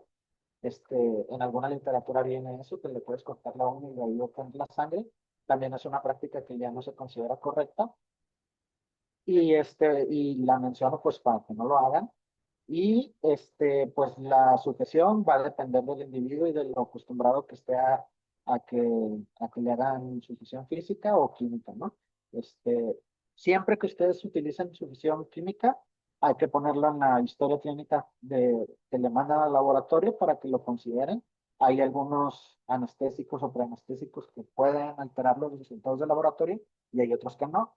Nosotros nos encargaremos de investigar, ¿no? Pero siempre avísenos qué fue lo que se utilizó. Calibres de aguja y la glucosa se recomienda siempre determinar en los hurones porque una de los padecimientos frecuentes que tienen los hurones son los insulinomas. Entonces muchas veces que los hurones llegan a consulta pueden tener esto y siempre se recomienda pues hacerles una determinación de glucosa en la consulta para descartarlo, ¿no? Este, Aquí están manipulaciones, se fijan, está ahí medio se dejan. Yo he tomado muestras de hidrones sin sedación y sin anestesia y relativamente sencillo el manejo, se dejan manipular. Lo que no es tan sencillo es encontrar la vena porque suelen ser venas muy profundas y no brincan tan fácil como un perro o un gato que le presionas y sale la vena abajo. Aquí suelen estar un poquito más escondidas y suele requerir cierta destreza, cierta estar acostumbrado al manejo. ¿Sí? En los conejos, vean, un volumen sanguíneo de entre 4,5 al 8%, es decir, si pesa 1 o 2 kilos, o llegan a pesar razas gigantes de conejos, hasta 10 kilos, ¿no? Los conejotes. Entonces, dependiendo de cuánto pesen, pues podemos obtener entre 3,3 y 6 eh, mililitros y medio de sangre. Y pues los sitios que se describen en la literatura son la arteria auricular central, la vena marginal, que estas son de las orejas, pero que yo le recomendaría que más se fueran a lo tradicional, yugular, cefálica, safena. Igual, si el conejo está acostumbrado a la manipulación, se puede con contención física, si no, váyanse a algo más seguro, ¿no? No es necesario el ayuno, recuerden que los conejos requieren de estar comiendo para que su aparato intestinal, su intestino se siga moviendo, siga teniendo peristaltismo. Entonces en ellos no se indica nunca el ayuno y, y eso hay que considerarlo, ¿no? Porque si no nosotros podemos ocasionar problemas. Algunos anestésicos no causan ninguna alteración en el hemograma y pues como siempre cualquier indicación debe ser indicada al laboratorio, ¿no? Yugular, safena, safena, cefálica, aquí están colocando catéter, ¿no? Entonces, pues sitios de venofunción tradicionales, aquí está lo que les decía de las arterias auriculares, y tanto la central como las marginales. Yo les sugeriría que lo utilizaran solamente si lo que quieren es obtener una cantidad muy pequeña de sangre. Por ejemplo, si ustedes no fueran a mandar todo el hemograma, pero le quieren hacer un hematocrito, por ejemplo, a lo mejor se vale porque sí van a obtener una cantidad pequeñita de sangre y a lo mejor es suficiente para el capilar. Incluso hay algunas fotos aquí donde le pican y obtienen la sangre por goteo. Esto pues no se recomienda para estudios de laboratorio por la contaminación que puede tener. Por, Imagínense cuánto va a tardar en llenarse el tubo de hemograma con ese, ¿no? Antes el microtimer, van a tardar un rato ahí, lo más probable es que se les coagule la sangre antes de que puedan, puedan obtener una buena imagen.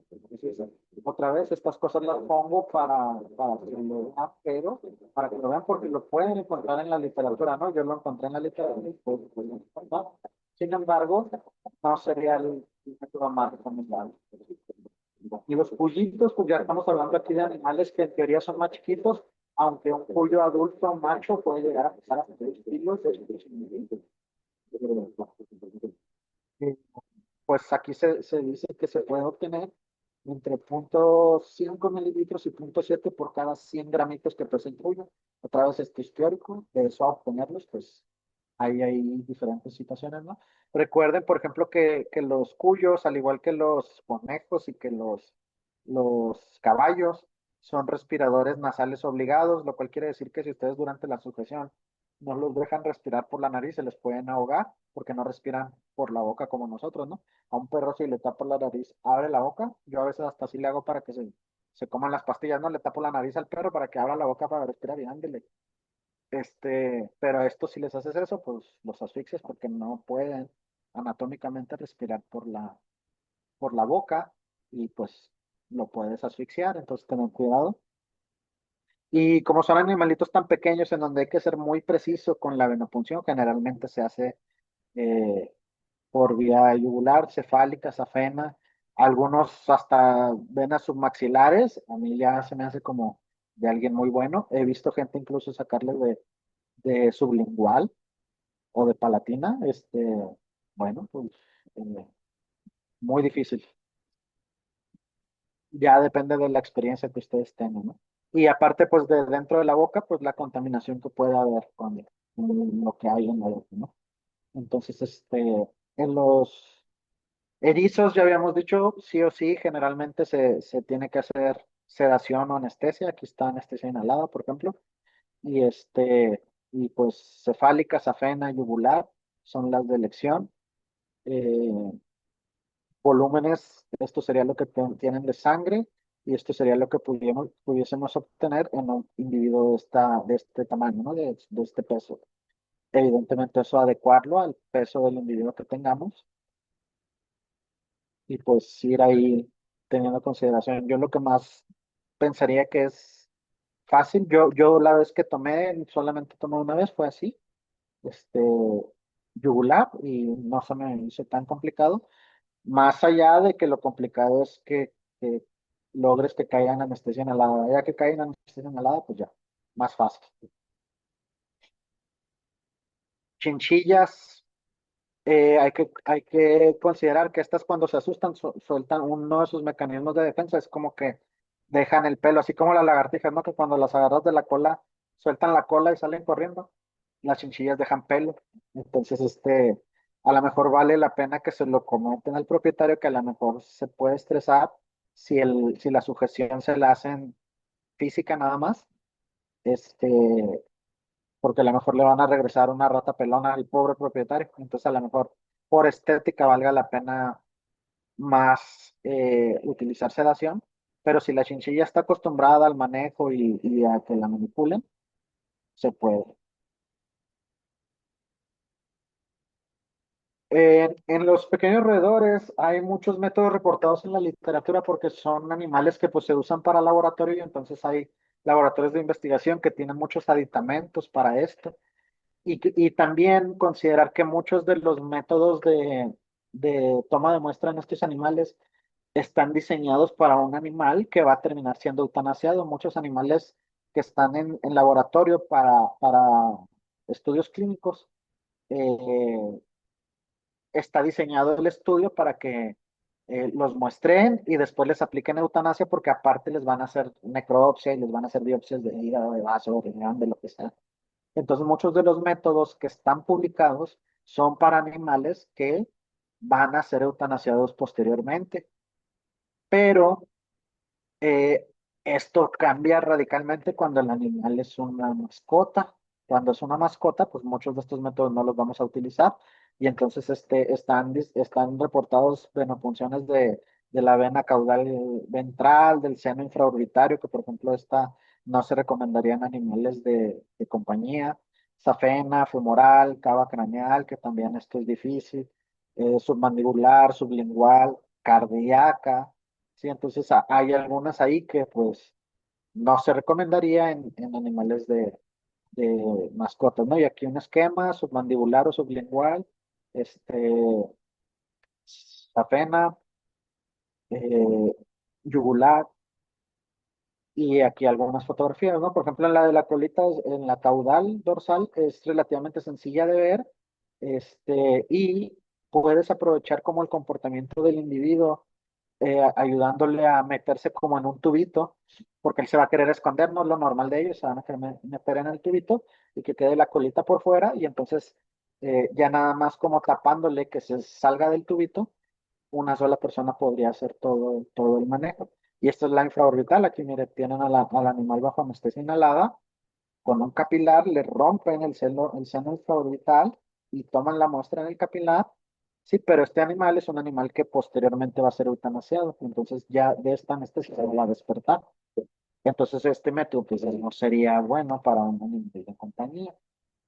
¿Sí? En las patitas esto también es similar a lo que hablamos de conejos, donde le hacen una incisión o le cortan una uña y recogen ahí la sangre. Igual, pues este no está indicado para un animal de compañía. Estos son los tubitos que les decía, donde pues el roedor naturalmente se va a querer meter en el tubito buscando huir, ¿sí? Y ahí va a quedar la colita por fuera, ¿sí? Hay algún mecanismo donde se tape esa pequeña madriguera que se le hace, ¿no? Para poder ya nada más jalar la colita y funcionar, y pues el roedor no tiene a dónde moverse porque está en ese tubo. Esto también he visto que lo hagan, por ejemplo, en serpientes con tubos más grandes, ¿no? Y incluso para rayos X las meten en el tubo, entonces pues la serpiente queda estirada y ya le van tomando rayos X de las diferentes porciones. Y de esta manera, pues la serpiente no queda toda enroscada, sino que queda estirada, ¿no? Y permite mejor visualización de los estudios de radiografías. Y también he visto que lo hagan con la toma de muestra. Le metes en el tubo la cabeza de la serpiente, pues ya queda imposible que se muera. Esto es el método intraorbitario, es con más, por favor.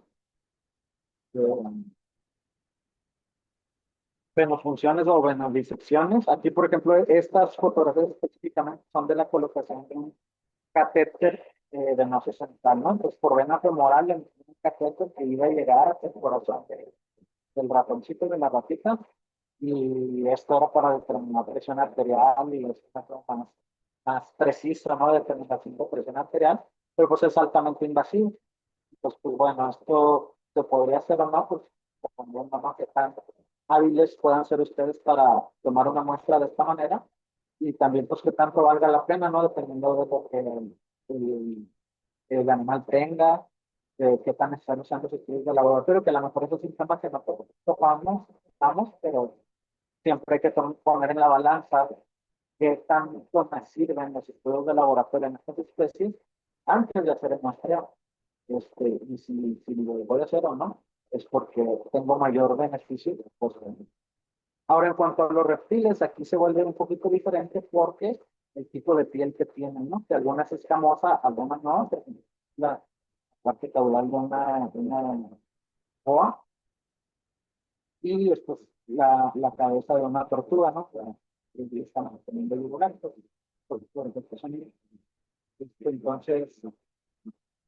bien complicado porque tenemos, por ejemplo, las tortugas, pues que si es tortuga de agua, que si es marina, que si es de agua dulce, es diferente. Los colores de las tortugas, los tipos de pieles, a lo mejor una tortuga como esta que es medio translúcida, hasta aquí se le alcanza a ver la venita, pero una tortuga como esta, por ejemplo, que es una tortuga de tierra, pues esta función fue imaginándome dónde pasaba la vena, sabiendo un poquito de anatomía y con un poquito de suerte, pues, obteniendo la vena. Entonces, en las tortugas se prefiere el EDTA como anticoagulante por encima de la heparina. Sin embargo, como ya habíamos dicho, pues, siempre la heparina nos va a ayudar mucho porque podemos hacer todos con el mismo tubo y eso es una gran ayuda. En la caudal, vena dorsal de la colita, el seno subcarpacial, que es un seno venoso que pasa por debajo del caparazón y el cual se accede introduciendo la, la aguja en un ángulo más o menos de 45 grados, buscando tocar en la parte interna superior del caparazón. Ahí es donde intentamos muestrear y se lo logran, ahí se ven. Más o menos esto es línea media justo en el centro del caparazón. Ahí se intenta hacer la venofunción yugular, ¿sí? Pues lo que decíamos, ¿no? En algunos animales pues no es fácil, nosotros no tanto. Aquí, por ejemplo, estos tipos de tortugas que son muy frecuentes, las de orejas rojas o orejas amarillas, tienen como muchos pliegues aquí en esta zona de la piel. Ya ven que las tortugas retraen pues sus partes en general, tanto en las patas como la cabeza y la colita, Entonces tienen muchos pliegues, entonces tiene uno que inventarse ahí cómo sujetarlas para poder, aquí, por ejemplo, yo soy el de los guantes azules y otra persona me estaba ayudando a sujetarlo, uno de mis alumnos. Entonces, él sujetaba la cabecita impidiendo la retracción y ya yo hice la función. Entonces, estorban mucho los pliegues, lo que le decía, ahí es más anatomía que lo que en realidad puedas visualizar la vez. Eh, y en las patas también se puede, en las femorales,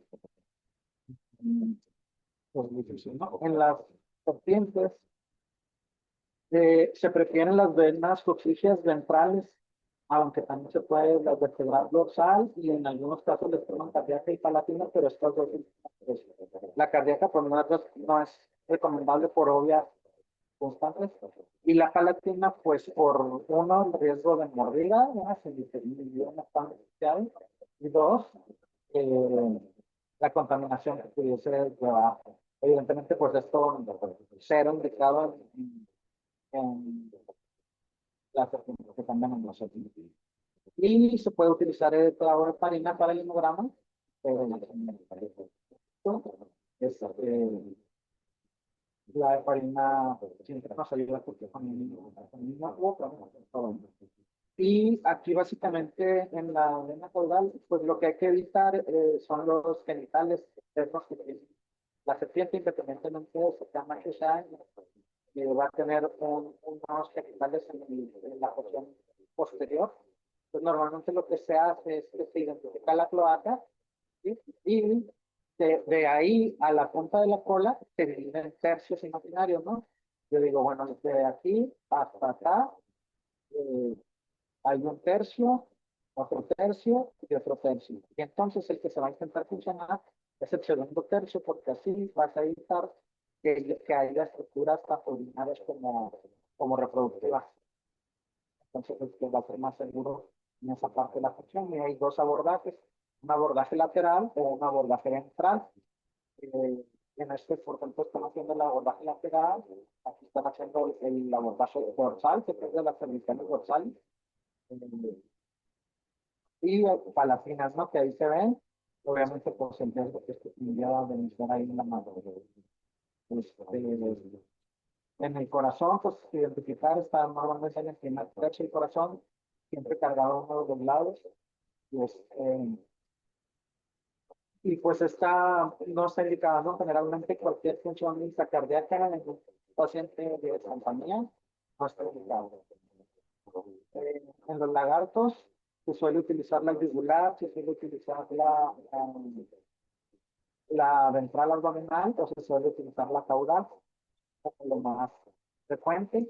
En estos individuos por las escamas llegan dependiendo del tamaño del lagarto, ¿verdad? Si es más joven, las escamas no son tan duras y a lo mejor la aguja sí le logra atravesar, pero conforme el lagarto es más grande, en un cocodrilo adulto, por ejemplo, la aguja se dobla. Entonces hay que buscar entrar entre las escamas para que la logre atravesar. Y igual tienen abordajes ventrales como en este, donde están eh, funcionando la vena cuchilla ventral. Y también este es un camaleón, una iguana, este es un gecko. La mayoría de los lagartos se puede hacer de forma similar. Aquí hay un cocodrilo, lo que les decía, donde también el abordaje puede ser lateral, este es un dragón de condado, creo. Y este es abordaje lateral de una iguana igual. Acá ventral en la iguana y acá lateral, como se acomoda mejor. Yo prefiero el abordaje ventral porque tengo como más referencias anatómicas. Aquí se supone que las referencias anatómicas son las masas musculares. Hay dos masas musculares, una dorsal y una ventral, y en medio es donde va a pasar la arteria, más o menos a la altura de la línea media. A mí me gusta más el abordaje ventral porque topo, o sea, introduces la aguja y vas a topar con las vértebras. Y es cuestión donde topas, te regresas un poquito y ahí abajito pasa la vena. Entonces, me gusta más a mí este abordaje. las veces que lo he practicado, lo he logrado hacer, independientemente del tamaño del individuo, tanto en lagartos como en serpientes, pero hay gente que prefiere el abordaje lateral. ¿Vale? Y aquí si se fijan, se ve más claramente la división de los músculos, ya como aquí, se hace como un surco en medio de los dos músculos y pues ahí, y el lagarto, si ustedes se los logran identificar, a lo mejor está más fácil por ahí. Si no se lo logran identificar, a lo mejor la abordaje de entrada no es común. Yugular, pues es bien difícil, aquí hay que tener referencias anatómicas como la escama. La escama tiene su nombre, nomás que ahorita se me está olvidando, pero por ahí hay referencias anatómicas para lograr contraste la yugular y hacer bien la función de número sencillo. En las aves, pues las aves son otro mundo completamente diferente porque hay más de 3.000 especies de aves, cada especie es diferente, tienen diferentes valores de referencia, diferentes células, también los registros, que es bien diferente la sangre de un cocodrilo que de un gecko, que de una iguana. Entonces, en general las dividimos por grupo para su estudio y para su análisis. Y entonces las rapaces, que son todas las aves carnívoras, ¿no? Halcones, águilas, cóndores, las citácidas, que son todos los pericos, las graiviformes, que son todas las gallinas, anseriformes, acuáticas, los patos, patos fósiles. Entonces, en general, en la mayoría de ellas se pueden utilizar la yugular, la ulnar o del ala y las metatarsanas. Son las más utilizadas. Sin embargo, y pues en las aves grandes, pues es relativamente sencillo. En las placas se logra obtener sangre muy bien, o en las alas también. La ventaja, por ejemplo, que tienen las alas, a mí es donde más me gustan las aves, es que humedeciéndole un poquito el plumaje no es necesario arrancarle la piel, o muchas veces ni siquiera es necesario humedecerlo, porque nada más haces hacia un lado las plumas y como tienes la piel muy delgadita, se logra ver muy bien la vena, entonces es muy fácil de visualizar, muy fácil de funcionar. Quizá la dificultad que tienes precisamente porque tienes la piel muy delgadita, son venas que se mueven muy fácil, ¿no? Un poquito como la safena en los perros y en los gatos. No sé si les ha pasado que está ahí la venita y tú la ves perfecto, luego metes la aguja y quedas a un lado, quedas al otro, como que la vena se te está moviendo así, ¿no? Te está esquivando el pinchazo. Así sucede similar en las aves, sin embargo, es relativamente sencillo. A mí en las gallinas, por ejemplo, me gusta mucho el ala o me gusta mucho la yugular. Dependiendo de si estoy solo o si tengo quien me la sostenga. Si estoy solo, me gusta más yugular porque puedo acomodar al ave de las piernas y yo con la otra mano sujetarle la cabeza estirada, pues ya hacer la función con mi mano diestra. Y si hay alguien más que me la detenga, me gusta más el ala, es más cómodo, pero si necesito a alguien más que me a la animalito. Este, en los pericos, pues muy similar, son quizá de los animales que más frecuentemente tienen como mascotas, pues el que son de los que más nos llegan, y están desde las ninfas, diferentes tipos de pericos, loros o cotorros, y los yugulares, por ejemplo, si somos nosotros, funcionando un periquito australiano. En el ala, está bajo la llama inhalada una guacamaya, ¿no? Porque es un ave relativamente grande, relativamente fácil. Y en los galliformes, pues, este también soy yo. Aquí yo queriendo hacer una foto bonita, pero la gallina me lo hace muy guante y me lo rompe. Pero, pues, es una de las funciones relativamente sencilla. También es una ave grande, también no se va a hacer tanto. En las palomas, que también son de las aves que más nos llegan, junto con las gallinas y los pericos, hay que tener en cuenta que hay un montón de razas o de especies de palomas, no de especies de palomas. Y hay muchas de las palomas que no tienen yugular. Entonces, esto también es otra cosa que a mí me hace que me guste más el ala, porque pues todas van a tener la vena en el ala, pero hay algunas aves que no van a tener yugular, sino que tienen aquí algo que se llama plexo venoso yugular. Y esto es una serie de vasos sanguíneos capilares que suplen a la yugular.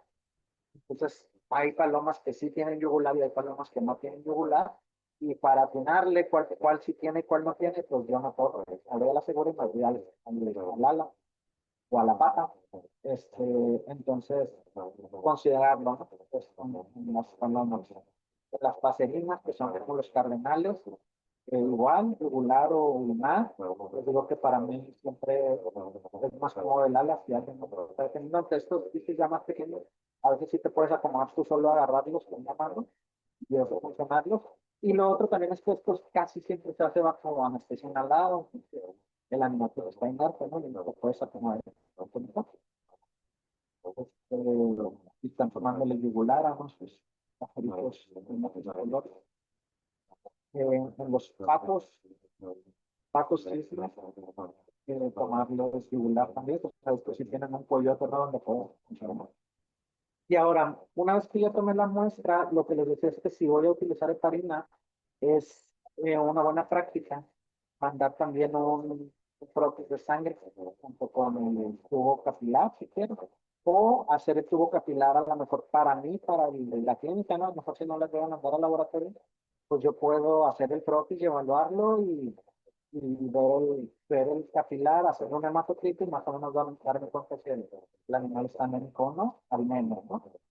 Entonces, pues aquí lo que habría que hacer es tomar la sangre una vez en cuanto la obtuve en la jeringa, luego llenar el capilar, obviamente ya lo tengo ya a mano, y aquí pues dependiendo de lo que yo vaya a hacer, es el tipo de capilar que voy a utilizar, ¿no? Recuerden que en los capilares también hay coloraciones dependiendo de si tienen o no aditivo, y es bien importante, nosotros en el laboratorio utilizamos estos, que son los azules, que no tienen aditivo. ¿Por qué utilizamos estos? Pues porque a nosotros nos llegan las muestras en sangre, que ya tiene aditivo, ya tiene heparina o ya tiene DTA, pues yo ya no necesito que la sangre no se me coagule porque ya tiene anticoagulante.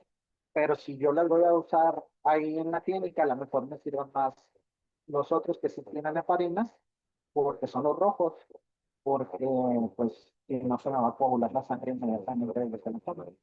Pues bueno, esto a consideración en el laboratorio normalmente usamos estos, pero a lo mejor ustedes en clínica les funciona más tener también de estos o tener de los dos, ¿no? Dependiendo de si voy a hacer un microhematocrito tomando la muestra desde un tubo de sangre o directo desde el paciente. Entonces ya lleno mi tubo con sangre, mi tubo hasta la maquita, bien bonito, y hago el extendido, que es el que voy a utilizar, ¿no? Voy a poner la gotita, pues toda la técnica del extendido normal. Ya pongo la gotita con otra laminilla, voy a hacer un movimiento de retracción, buscando que los bordes de la laminilla toquen la gota de sangre. Al momento que se haga el toque de la sangre, va a haber por capilaridad una extensión de la sangre a través de todo el borde de la laminilla, y es entonces cuando yo en un movimiento rápido de una sola intención, sin dudar, voy a hacer un solo movimiento para que mi prótesis me quede bien bonito.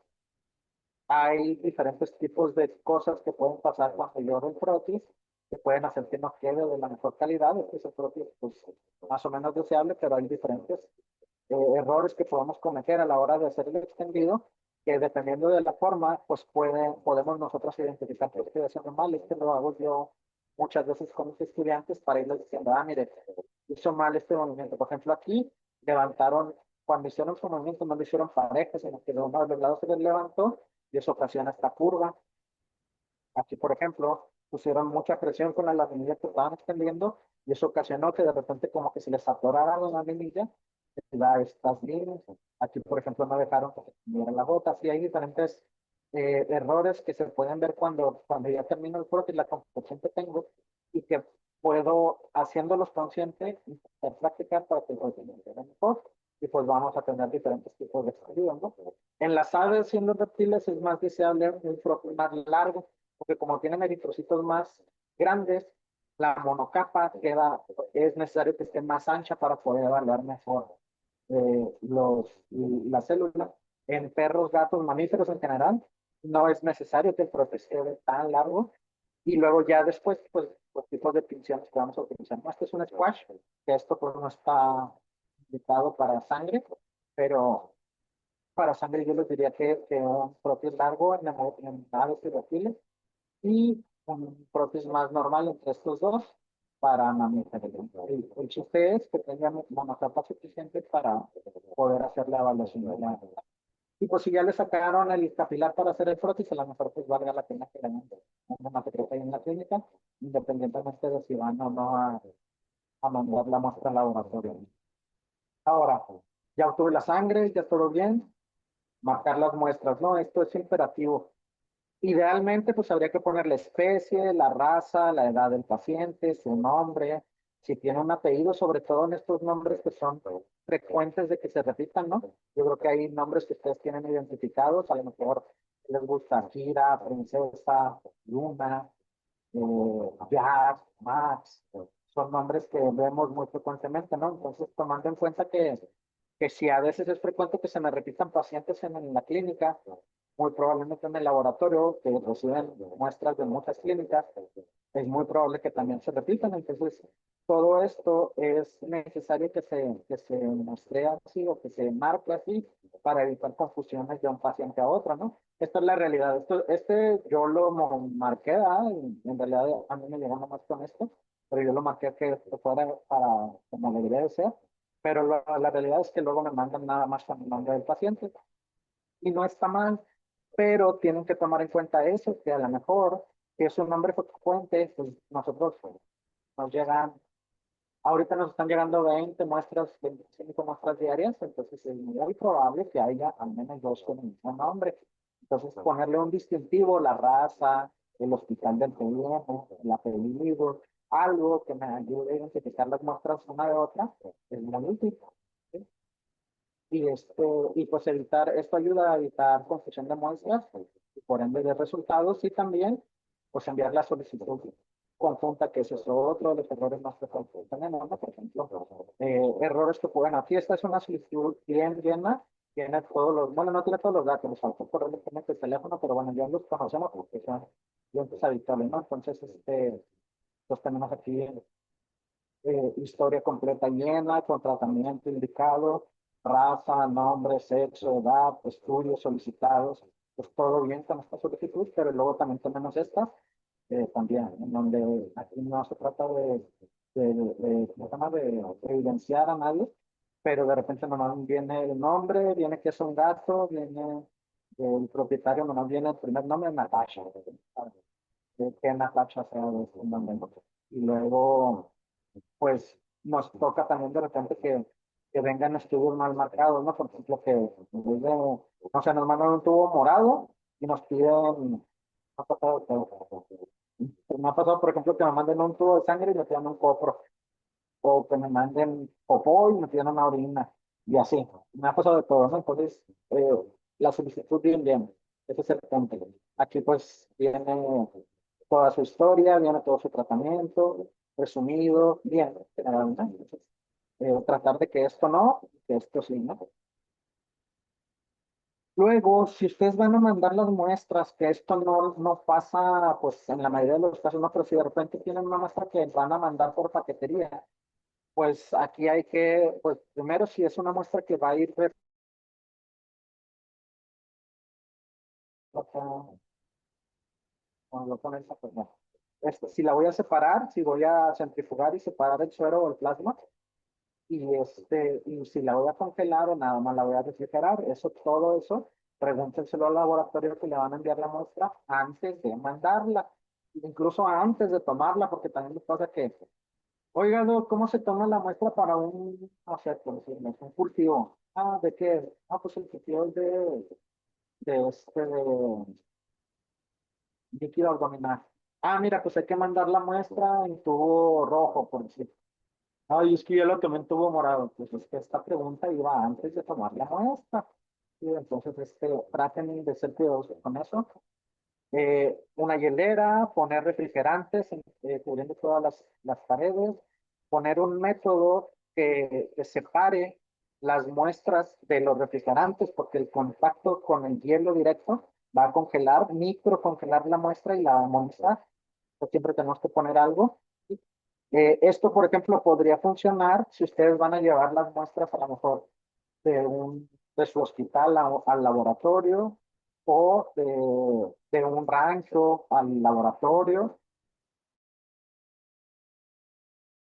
Si lo van a mandar en paquetería, a lo mejor esto sea insuficiente porque en la paquetería pues van a aventar la caja para todos lados y pues van a terminar las muestras cayéndose, ¿no? Entonces, otra manera como más eficiente de inmovilizar las muestras es que en lugar de esta gradillita de unicel pongan a lo mejor una esponja y a esa esponja le hagan ranuras para que claven ahí los tubos.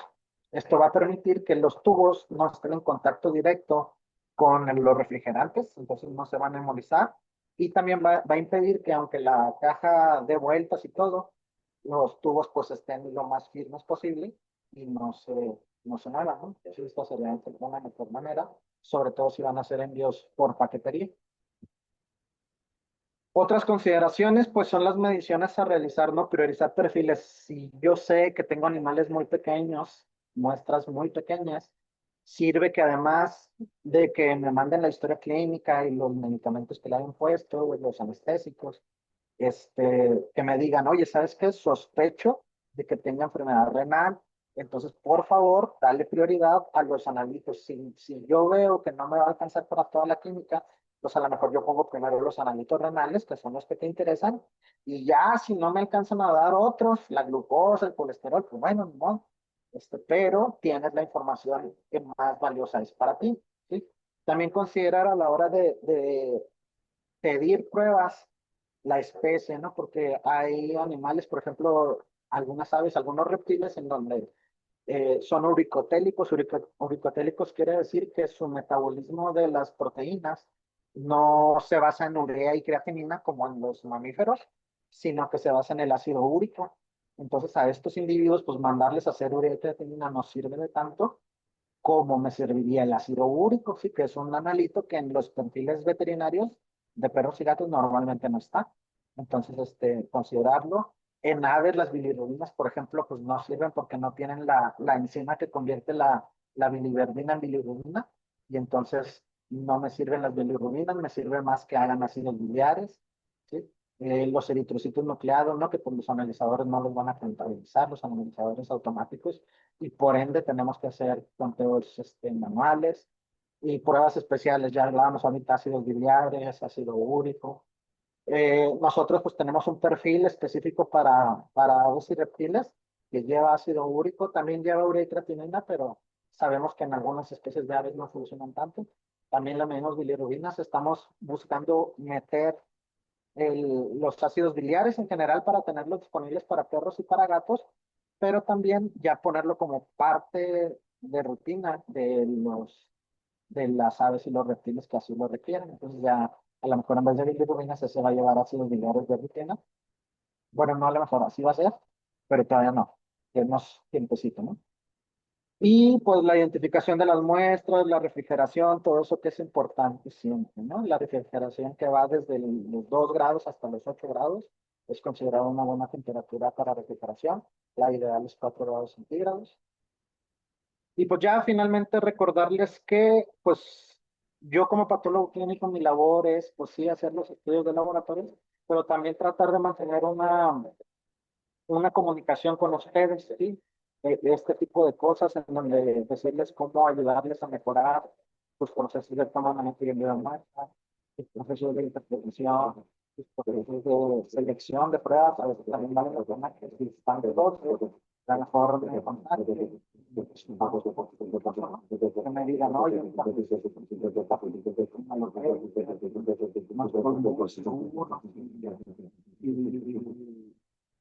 mejor le hago un examen de tiroides que a una supresión de examinaciones.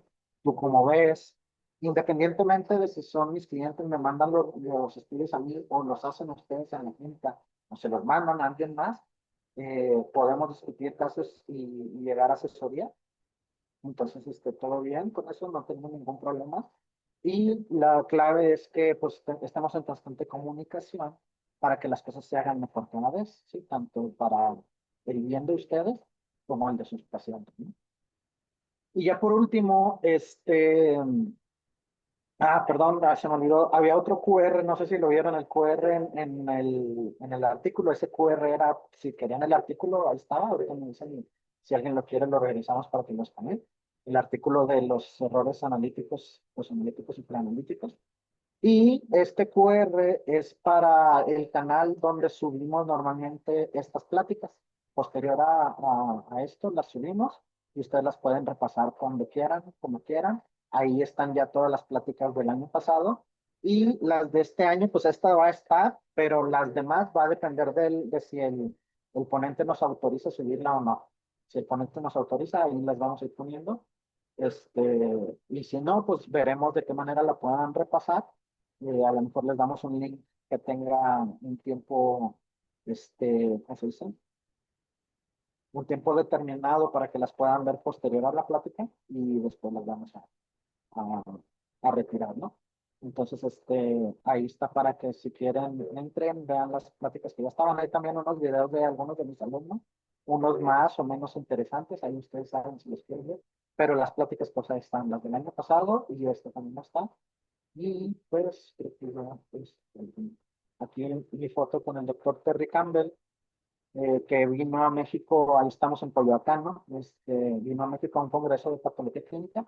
El doctor Terry Campbell, no sé si notaron algunos, pero es uno de los patólogos clínicos más reconocidos a nivel mundial en esta área de animales exóticos. Tiene un libro publicado de hematología y citología de animales exóticos y muchas de las referencias que, que tuvimos hoy son del libro de él. Pues tuve el gusto de coincidir con él en un congreso de patología clínica y pues ahí tengo la fotito ahí en Coyoacán, donde nos fuimos a comer. En ese entonces yo estaba en el año de la especialidad y nos fuimos a comer con él y a convivir con él, a convivir y a conver este señor de aquí y mis compañeros de la especialidad.